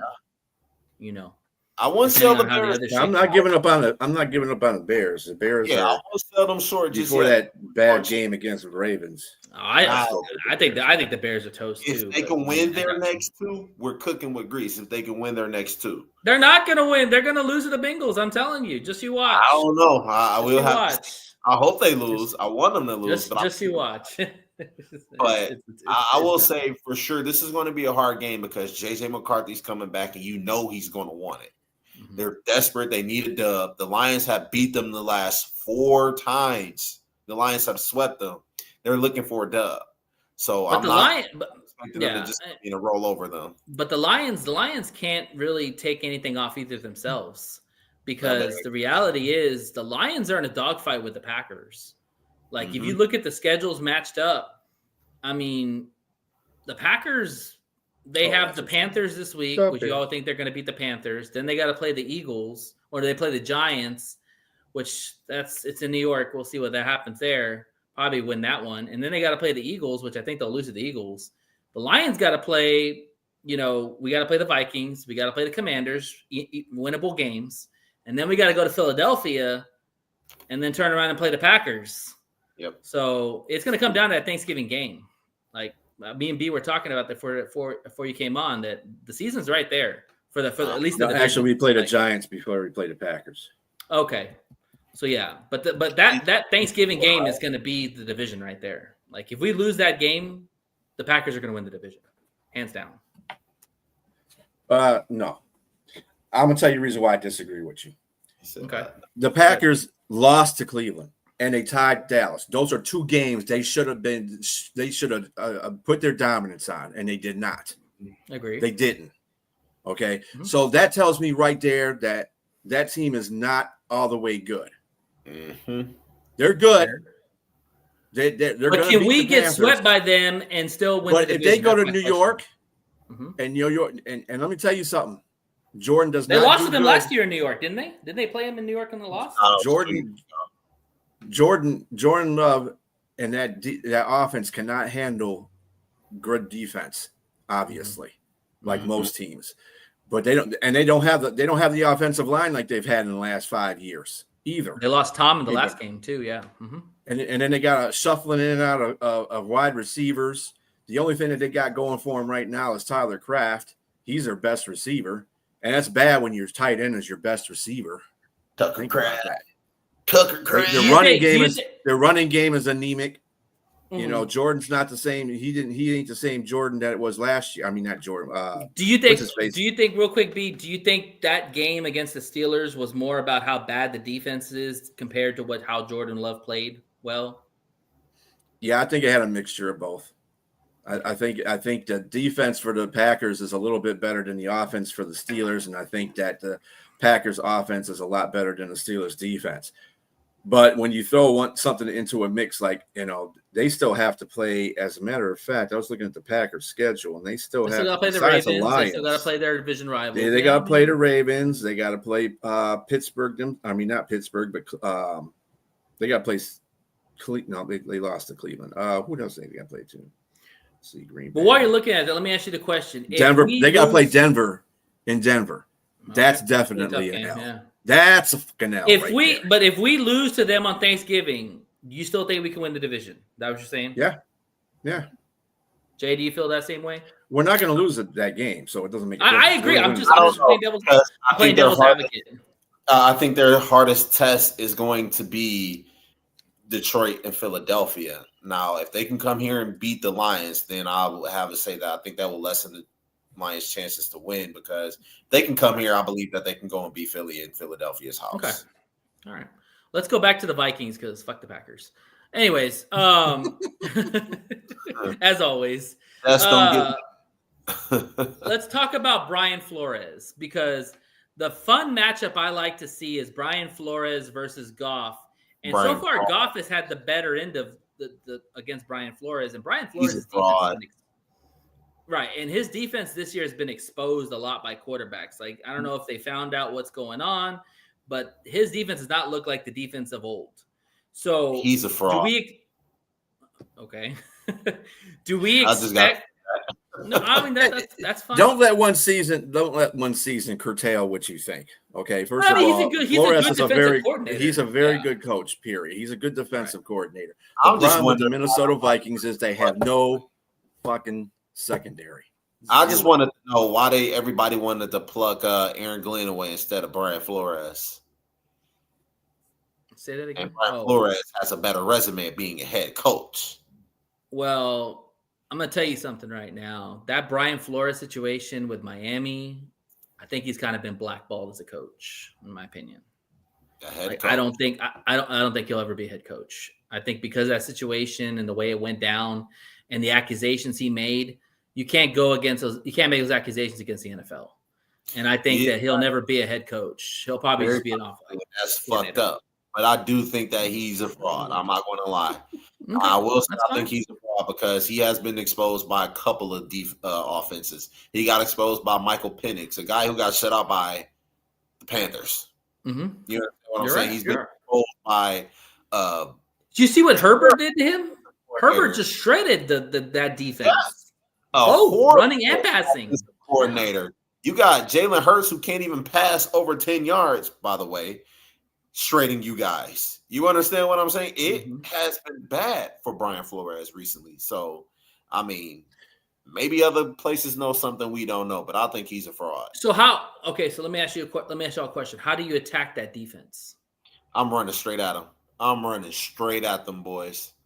I tell you what, Gibby, this is a Gibby game, bro, because Gibby always kills them running. I'm passing to set up the run. Because that secondary is trash. It is absolutely trash. Isaiah Rodgers is the only bright spot, and he's just unfortunate. He played a team when he got all those turnovers. He played a team that sucked anyway. The quarterback was terrible too. You put him against the caliber of receivers that we have: Porter, Jameson, Amon St. Brown, Tesla. They're gonna eat. Okay, and then you got Jahmyr Gibbs coming out the backfield along with Monty. Dude, they ain't gonna stand. I'm still giving Gibbs 10, 11 carries, and I'm giving Monty another 10, 15 carries. They're gonna get their carries, but I'm saying instead of running the ball first, I'll be throwing down the field first because that's their weakness. That is their big weakness. Okay. Question: who has a bigger impact on this game, Jahmyr Gibbs or Jameson Williams? J-Mo. I'm going to say J-Mo because they have been talking about getting him, Scotty Montgomery. They've been talking about getting him involved in the offense a little more. So I believe they're going to drop some plays for him to get his. What do you think, B? Yeah, I think J-Mo's going to eat this game. I really do. Yeah, I do too. And if you look at the past games, J-Mo's been able to expose that Viking secondary pretty fast because if the Lions can protect their line can protect Goff and give Goff that opportunity to get to that second level, there's no one in the world that can cover J-Mo. Mm-hmm. Like that's the problem. Like people need to understand it's not a Johnny Morton problem that J-Mo hasn't been getting targets. It's the fact is that the line has been kind of weak and they haven't had time to protect and give Goff that time to get those explosives out there to J-Mo. Like to get J-Mo those big plays, you have to have protection. And the Lions have been kind of weak in the interior and the protection aspect. If they can clean that up this week, J-Mo's going to eat. There's no doubt. And Laporta's going to eat. Yep. Well, I mean, it's not even that factor. I mean, they've been trying to get the ball to him. I think Goff is basically not in tune with J-Mo. I've been seeing him overthrow him a couple times, throw just out of line of him. So a lot of that falls on Goff too, not getting him the ball when he is open. So that's got to be cleaned up. Those two have to be on the same page. If those two be on the same page, J-Mo's going to eat. I think Johnny Morton also used, and you're right. I think John Morton, he needs to utilize him more as a like jet sweep, receiver sweeps and stuff like that. Like they're doing Rashid Rice, like that you saw that yesterday. Where they're using Rashid Rice on Worthy or like Worthy. Yeah, exactly. Yeah. I think like for me, the Lions to beat the elites. I'm not saying they haven't, but to really compete with the elites, that line has to clean up in the second part of the season. Like we have to see Tate, we have to see Mahogany, we've got to see Graham, we've got to see those guys playing at a high level because Penei Sewell's doing his thing. Number 1 tackle in the NFL. It's only going to get better. And Decker, I think Decker was more rust last week or last game, so I think he'll be better hopefully this coming game around. But that interior's got to be cleaned up, man. Yeah, they got to be. This offense is too good. When they keep playing, it'll be fine. And you're talking about elite. Who the fuck is elite out there? Nobody. Detroit is elite. Detroit is an elite team. So you're talking about beating your own self. I mean, and that's like basically elite. When they played Kansas City, that's what they did. And regardless of what the ref situation was, Detroit beat themselves in that game. And that's when Detroit loses, they do not lose to that team. They beat themselves. And when you're an elite team, that's how it works. When you're a bad team, maybe the elite, maybe elite's the wrong word. To beat the better teams you've got coming up, you've got the Eagles. Who's a better team though? You've got the Rams. I don't consider Philadelphia a better team. But what I'm saying is those are good teams that we're going to have to face, like on the road. The Eagles, the Rams. We're going to have to play the Packers, like so those are going to be – those are the top teams that we're vying for the spots, But I get what you're saying. I mean, yeah, the Lions are an elite team. I do agree with that. But what I'm saying is, okay, fine. Let me rephrase this. If we want to get to the fucking Super Bowl, our line has to be on point. That's what I'm trying to say. Like we have, like Dan said it best at his presser. These guys are vets now. They're not rookies anymore. They've played a full season. Be fine. They are now officially vets. So when we get to the Super Bowl, that's another 8 games that they'll be playing. It's 9 games they'll be playing. Yeah. So and then plus the playoffs to get there. So yeah, they'll be fine. I'm not worried about that either. They're getting better and better every week. So yeah. Do y'all think that Monty gets more involved in this offense this week? I do. Yeah, they'll probably put him in there just to in short yardage situations. Unfortunately, I know he doesn't like to hear that. They need to use. I don't know. It depends. It depends. I like it when Morton was using both of them intervenically. You know what I'm saying? Not Gibbs runs this whole entire drive or. That's what I'm saying. But they've been doing that shit they did that last year too. Like it's the same. It's a different running backs coach. Well, this but year, same philosophy. They've had a two back backfield too with both of them back there. That's what I like that too because you don't know where it's coming from. He should keep with that. But a lot of times they just ride the hot hand. They just ride the hot hand per drive. Yeah.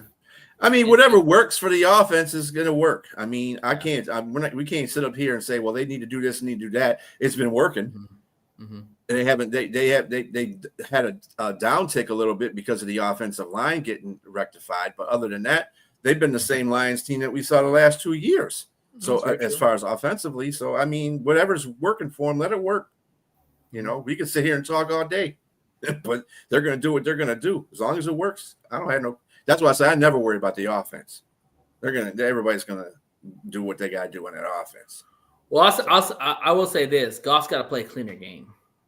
Like I can't have 2 turnovers a game. I agree. Can't do that. Yeah, he has been looking. He's got to get more. He's got to get back to the 2 games that were after the. Even the 3 games before. The first 3 things of the season when he had a good pocket awareness. Mm-hmm. Even in Green Bay when they got beat, he had good pocket awareness. Now, yeah, he got sacked by Micah, but damn, he was running. I was way at the end, yeah. Like you said, anybody could tackle him. Me, you, and Jay could tackle him. You know what I'm saying? I'm 56 and I'll tackle him. So that's a dude's an awkward running dude. I'll tell you that. Goff is not one of those athletic guys. But to be fair, if you look at his numbers, like his 15 touchdowns is one of the top in the NFL. Only 4 interceptions. Oh, there he is. There he is, and drinking a and his completion rating's around 70%.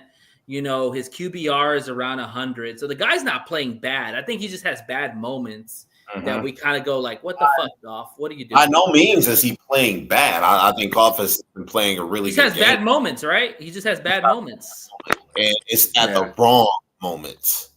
You know, right. That's his biggest problem. Yeah, he's got to clean that up. Welcome, Mike. How you doing, buddy? Sorry, I'm late, man. It was You're good. Well, you're home safe. That counts. Yeah, that's all that matters. And you cracked a beer open, so enjoy it. All right, Mike, I'm going to start off with this first question, and we had talked about this in the off season, so I'm sorry if I bring this up again. But is that Ohio State Buckeyes? What? Huh? Does that say Ohio State Buckeyes? Yes, he's an Ohio State Buckeyes. Oh my goodness gracious! All right. Jay's a Michigan fan. You'll get into that debate later. But Mike, I got a question for you. Did the Vikings drop the ball on Sam Darnold and Daniel Jones? Because if you look at your current sort of quarterback situation right now, you're relying on a rookie to be the savior for this team. No, as soon as that happened, I was talking to B and I was talking to Jeremy. It was the dumbest thing that we did. Absolutely the dumbest thing we did. You know, we should have signed Sam or signed, Daniel Jones to a 3-year deal. Let JJ mature. Let him, become, the quarterback of the future instead of just throwing him to the wolves. Exactly. And that's exactly what they did, and they deserve everything they get this year because of piss poor management. And Kwesi needs to get his ass fired. He needs to go be a GM of a Pop Warner football team somewhere in Maryland. Damn. In Maryland. hey, you're not wrong about Kwesi, man, because if you look at some of the moves that y'all paid a lot of money for, like Fries and all those guys inside, that they haven't panned out necessarily. Like you've thrown a lot of money at free agents, and Rodgers is probably your biggest free agent acquisition. The guy has made plays, Yeah. Well, I mean, Aaron Rodgers hasn't been healthy. He's been out for 4 weeks. But Jordan Mason, I'm happy with. I mean, that's a positive in it. And, you got the rookie guard from Ohio State. He broke his hand, had surgery and came back, Donovan Jackson. And, the offensive line ain't healthy. And I really think that's why they've kept J.J. McCarthy out is because that line ain't healthy. And they're not trying to beat him up even more. I think that ankle injury was healed 3 weeks ago. Yeah, I think Wentz was serviceable. Well, I agree with you. I think they ain't got a choice now though. They got to put allegedly. Go ahead, Jay. Allegedly that they knew that Carson Wentz had a bad shoulder, but they still played him anyway. They did. He was hurt the week before. He was grimacing and holding that shoulder. That's why I had that brace on there. Yeah, he was hurt. I was saying it. I was saying it at halftime of the Chargers game to put Brosmer in. Max Brosmer looked really good. I like Brosmer. Yeah. Yeah. I mean, and they didn't. And it's the demise of their own stupidity.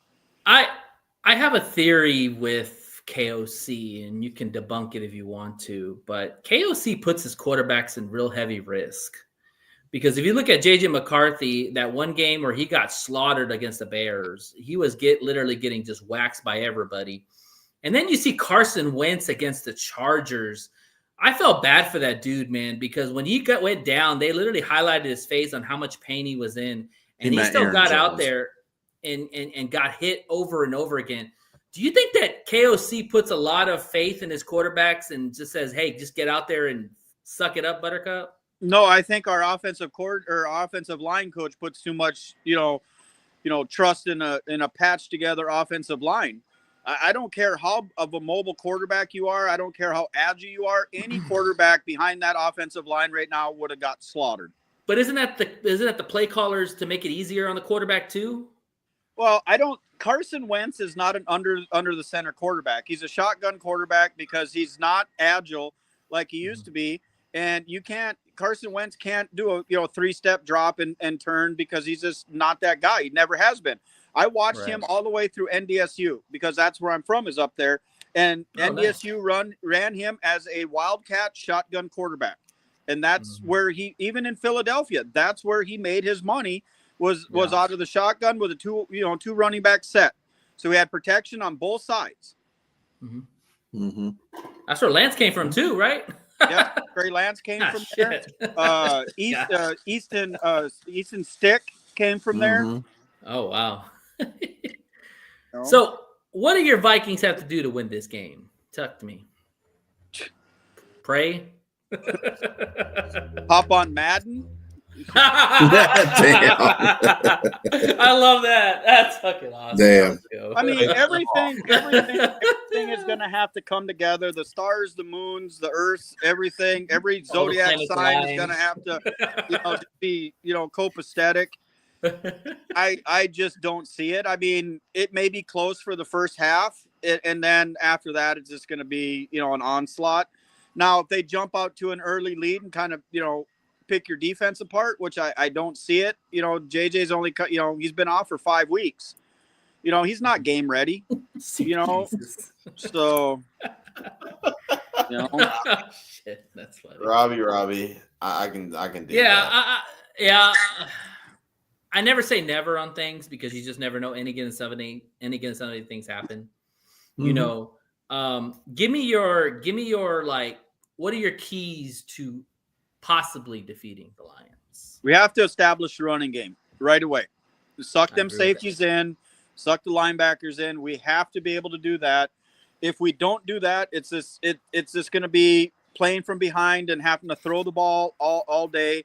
And if that happens, you guys are going to drop back into a nickel coverage, and it's going to be an onslaught. Mm-hmm. Okay. I mean, you got JJ, and I'm not talking about McCarthy. No, we got Jettas, and we got Addison. He's healthy. Mm-hmm. Got Hawkinson, he's back healthy. I mean, we've got the weapons. We just don't have the means to get him to him right now. Mm-hmm. I think for me, Mike, if I'm concerned about the Vikings, I'm concerned about that defense at times, because when you have a quarterback that's not mobile and you've got Brian Flores who likes to bring hell every time on blitz, that's the weakness that Jared Goff could sustain now. He's been good against Brian Flores in the past, but he's also had moments where he's messed up against Brian Flores' defense. Yeah. Do you feel confident in your defense at all?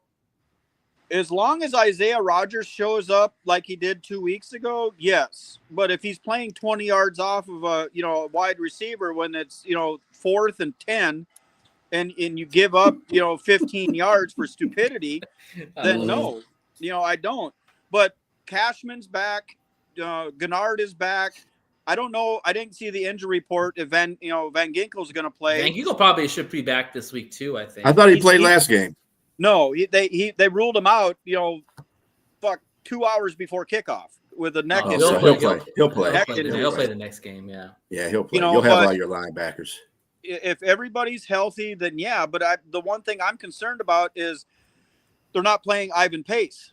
Ivan Pace was a green dot last big week. One. And they kept him out of, what game was it? I think it was not the Chargers. Who did we play before the Chargers? Philly.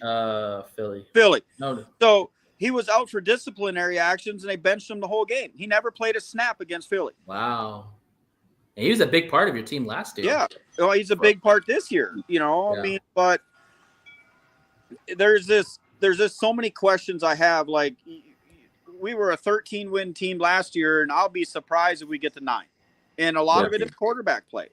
We didn't lose that much in free agency, so I'm not all too concerned about that. We picked up what I thought was going to be a great offensive line. We added some pieces of defense, but here we are, The one guy I like on y'all's defense a lot is Metellus. Like, that guy's like a Swiss Army knife. You can line him up anywhere. He's like your Brian. He's like y'all's, like our Brian Branch. Yeah, you can line up Brian Branch anywhere on the defense. You can line up Metellus anywhere on their defense. I like that Isaiah Rodgers kid. Yeah, too. Isaiah Rodgers. Well, Isaiah Rodgers did really good with Philadelphia. I was surprised we were able to snag him, But the thing with Josh Metellus is that he's a good suck up linebacker. He's a good middle, like short safety.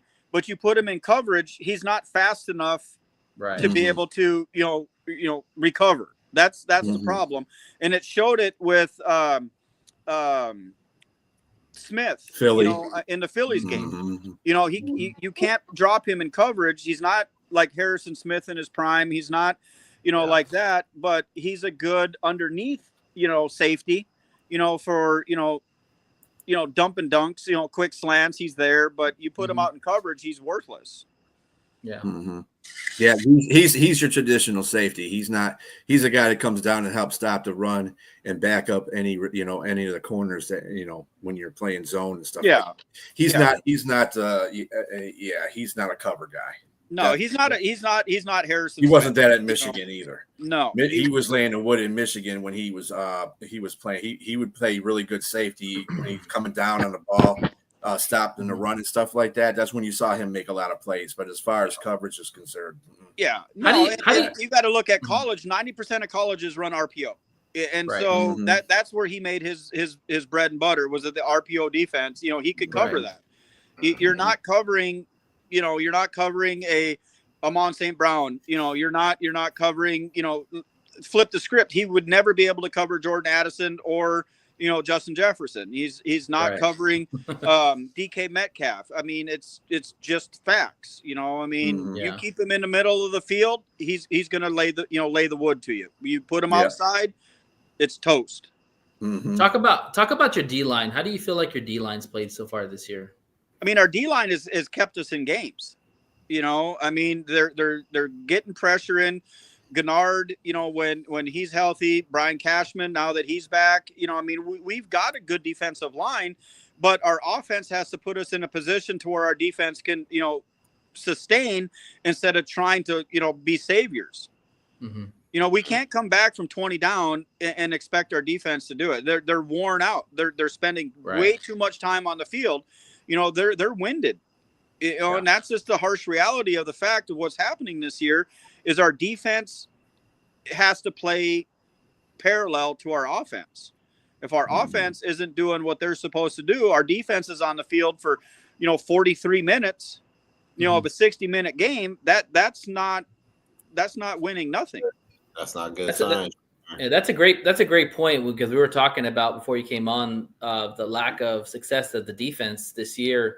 And I didn't think about that. You're absolutely right. Them going 3 and out a lot and the defense being on the field, that's going to wind out your defense very quickly. I mean, we can attest to that too, because last year our defense couldn't stop a cold, at times. And like B would say, like we could just get 1 stop a game or 2 stops a game, we'll be fine. Like when your defense has to rely on 2 stops a game, your defense isn't very good. Yeah. You know what I'm saying? Like, and that's factual, bro. I mean, so if you're giving up big chunk plays and your secondaries happen to run down the field 50 yards, 40 yards, they're winded, and then they come off the field for 3 minutes and we're right back on the field. There isn't a defense in this league that can sustain that. No. I don't care how good you are. I don't care how good your defensive coordinator is. I don't care if you've got, first team All-Americans that came from college on there or Pro Bowl, a full Pro Bowl defense. Yeah. You cannot sustain that. And that's our biggest problem. We can't keep our offense on the field long enough to let our defense rest, to come in, fresh and be able to be, efficient against a prolific offense. There's no way. Which plays into our favor because we like to go on those long drives and stay ahead of the chains, and we'll wear that defense out because we want to see y'all on the sidelines. Like that's what the Lions want to do. And that's all 7 games this year for us. Everybody we played. We got lucky in Chicago. The 3 wins we got, I was not impressed.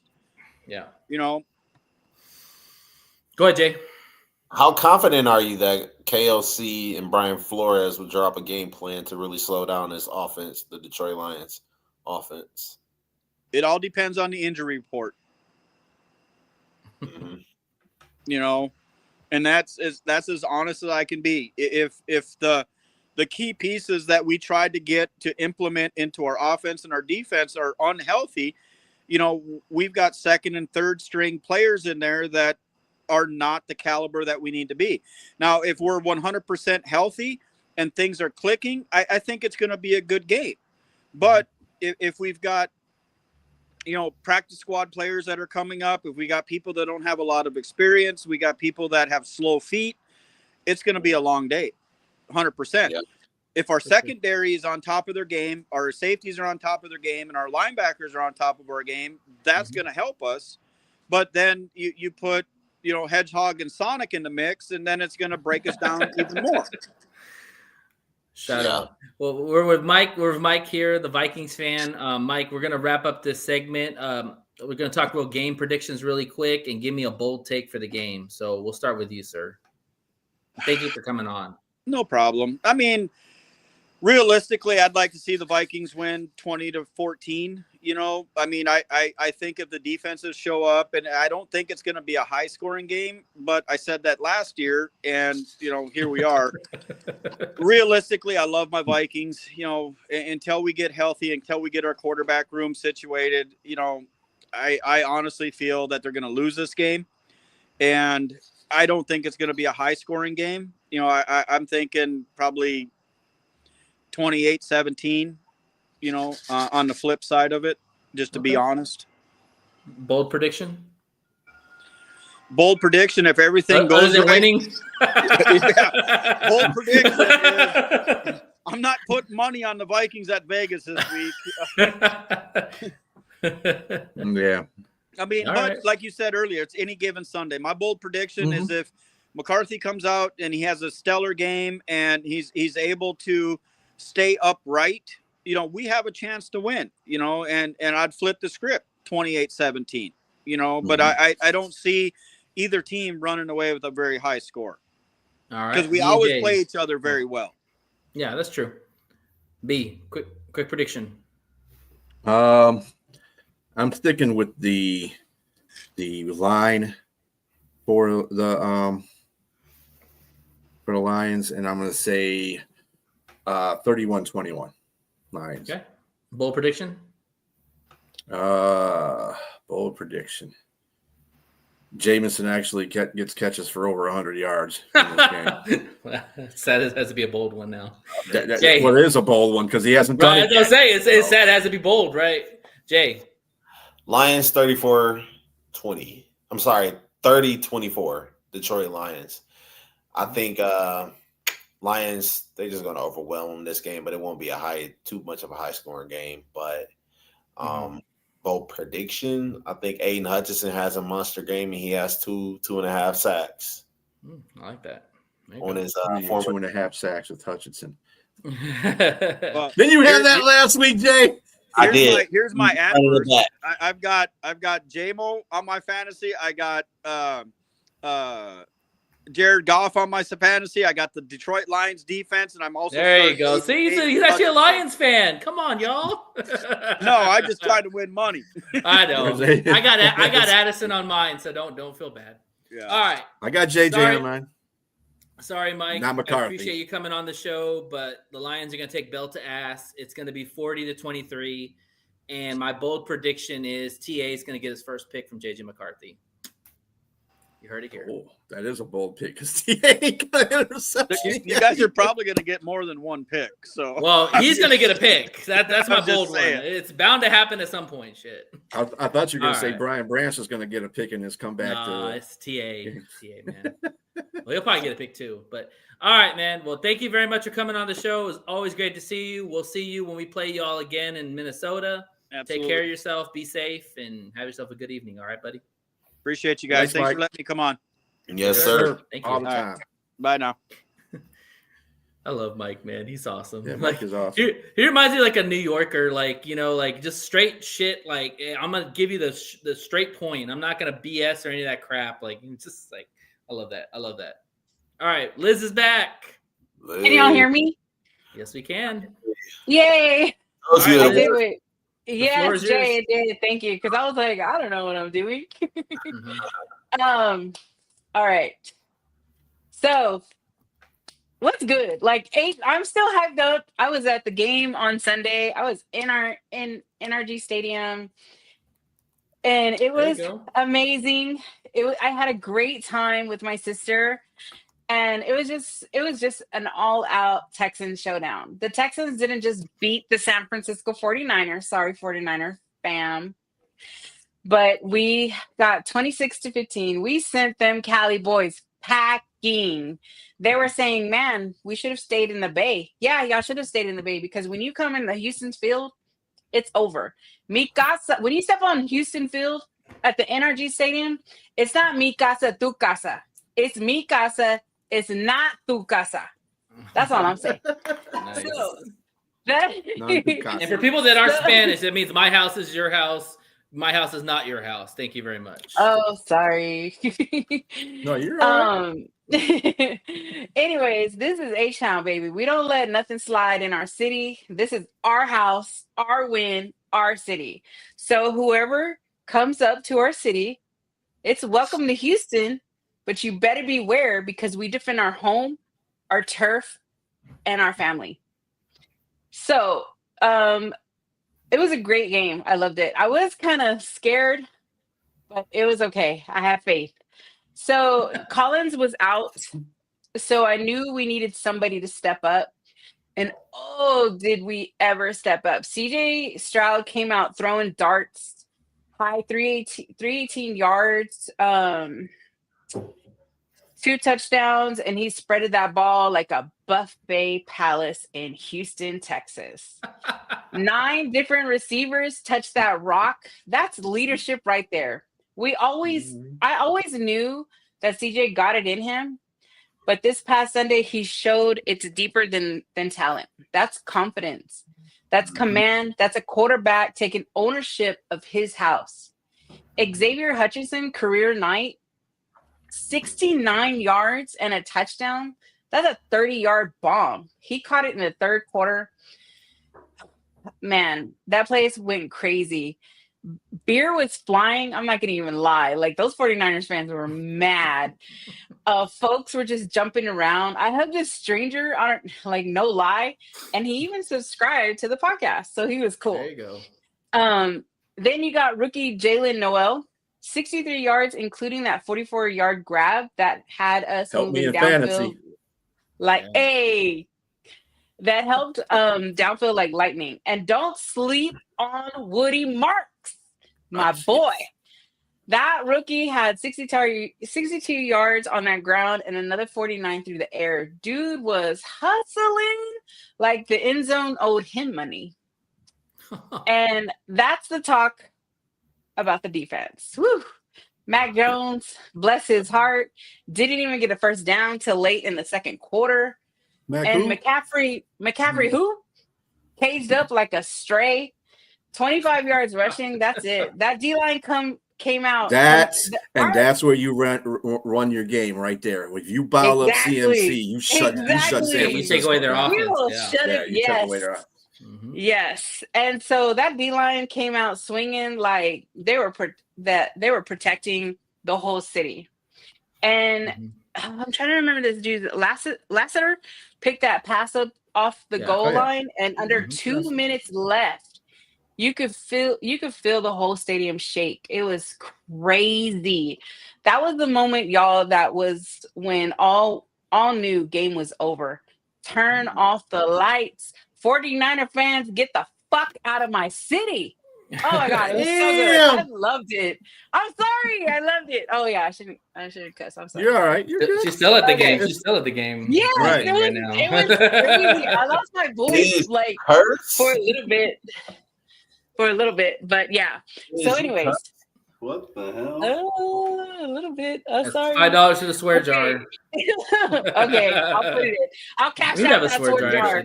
We need to have a swear jar. We had a swear jar. We wouldn't have to worry about paying for podcast stuff. We have a swear jar? Okay, I'll cash out y'all. We need to do one.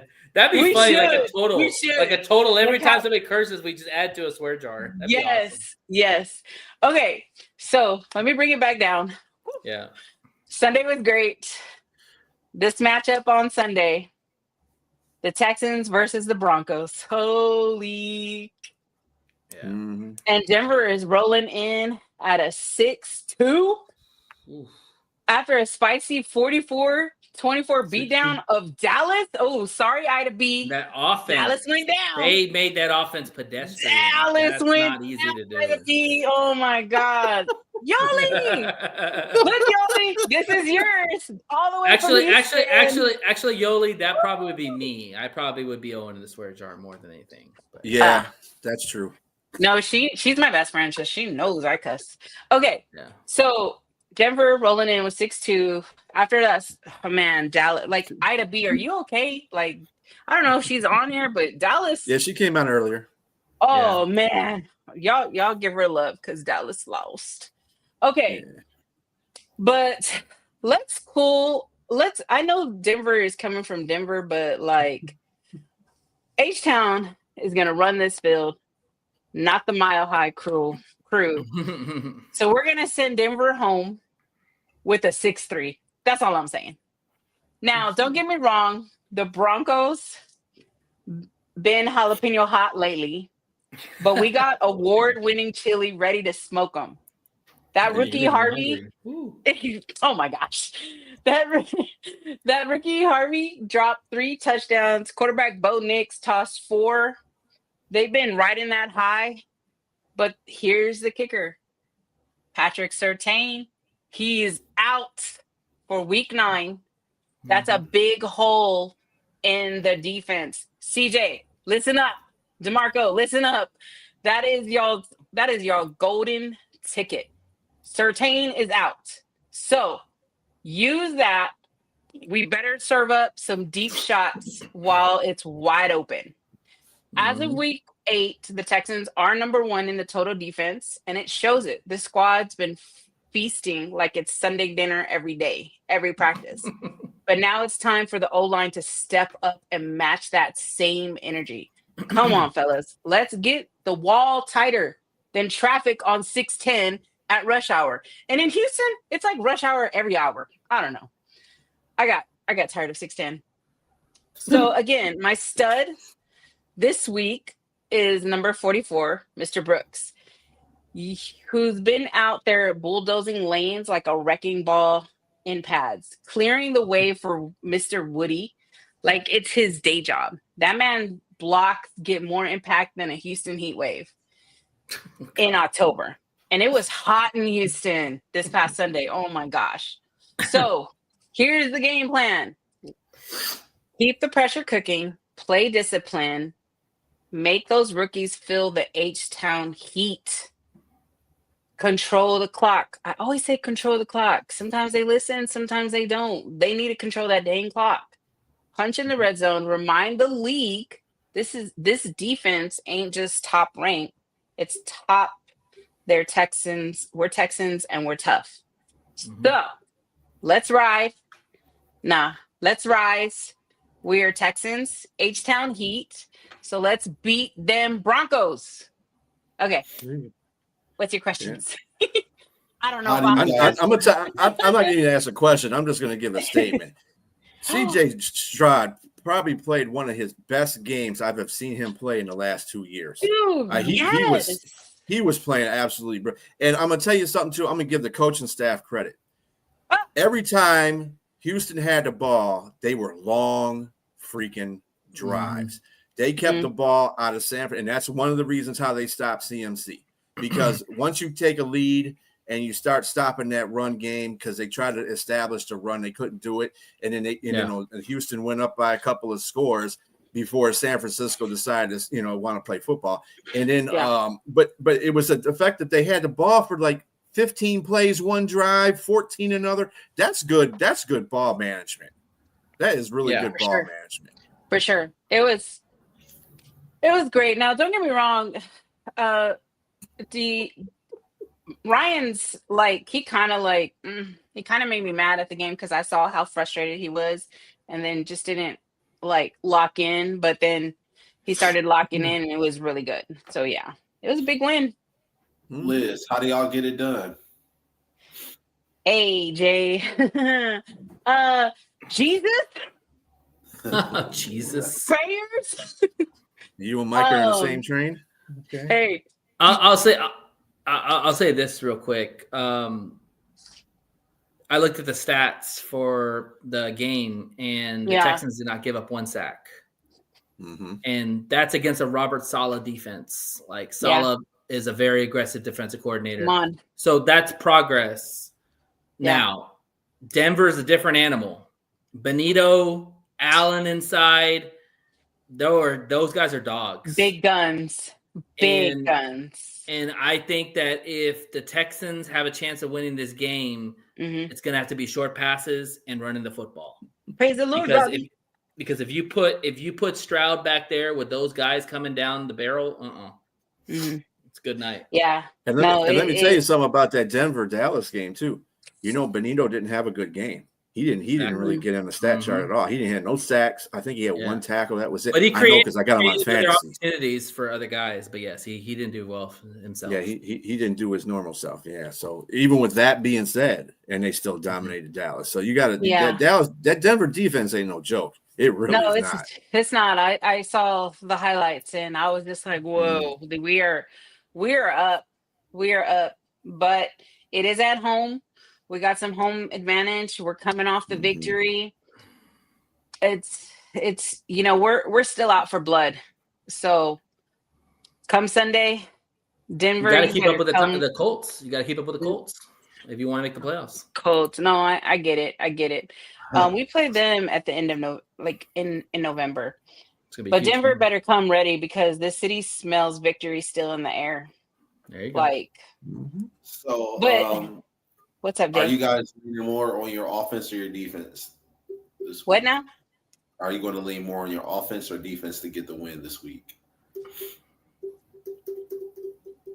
It's got to be the offense. Yeah, that O-line. Yeah. Offense? Yeah. All right, so give me a stat line for one Nico Collins.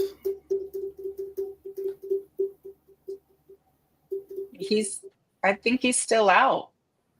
He's not. He should play this week. He had a concussion, but he should play this week. Yeah, he's going to play. I haven't heard anything yet for him. But how many yards is he going to have, and how many touchdowns is he going to have? 3 plays. 3 touchdowns. Damn. And what was the other one? How many yards? 100. 20. We heard it from Liz, man. You better start Nico Collins. Shoot. That's bold for Nico. He's been gone. That's bold. Man, against bold, a Denver defense like that, yeah.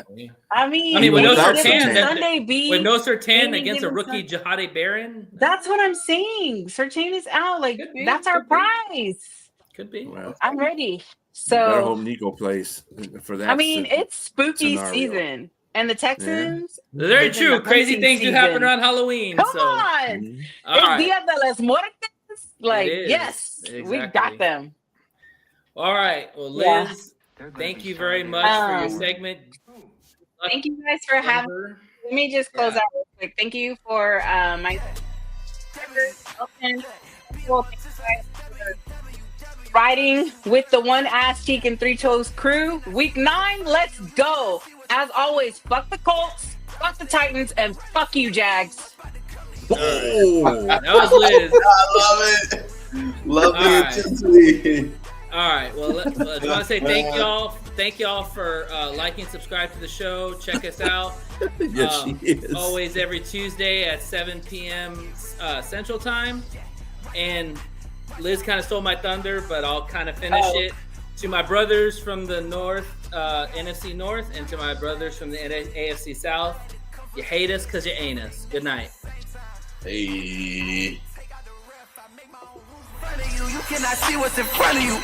Yeah, promise that you get to run into if you knew what's about to come to you. It's about to get real dangerous. It's about to get real dangerous. It's about to get real dangerous. It's about to get real dangerous. It's about to get real dangerous. It's about to get real dangerous. It's about to get real dangerous. It's about to get real dangerous. Yeah, watch out, pop out, black out, pop out, beat 'em up, knock out. I had to see with it. I had to comfort their head and comfort their necks at the same time. I had to take out the ref. I make my own. Remember, Dre's Daiquiri Shop at Cotton Gin, 441 Railroad Street in Maxwell, Texas, 78656. Daiquiris, food, football, and fun. All a part of a game day victory. If you subscribe to One Ass Cheek, 3 Toes on YouTube, you'll receive 5% off your total purchase or a free shot. Proof of subscription required.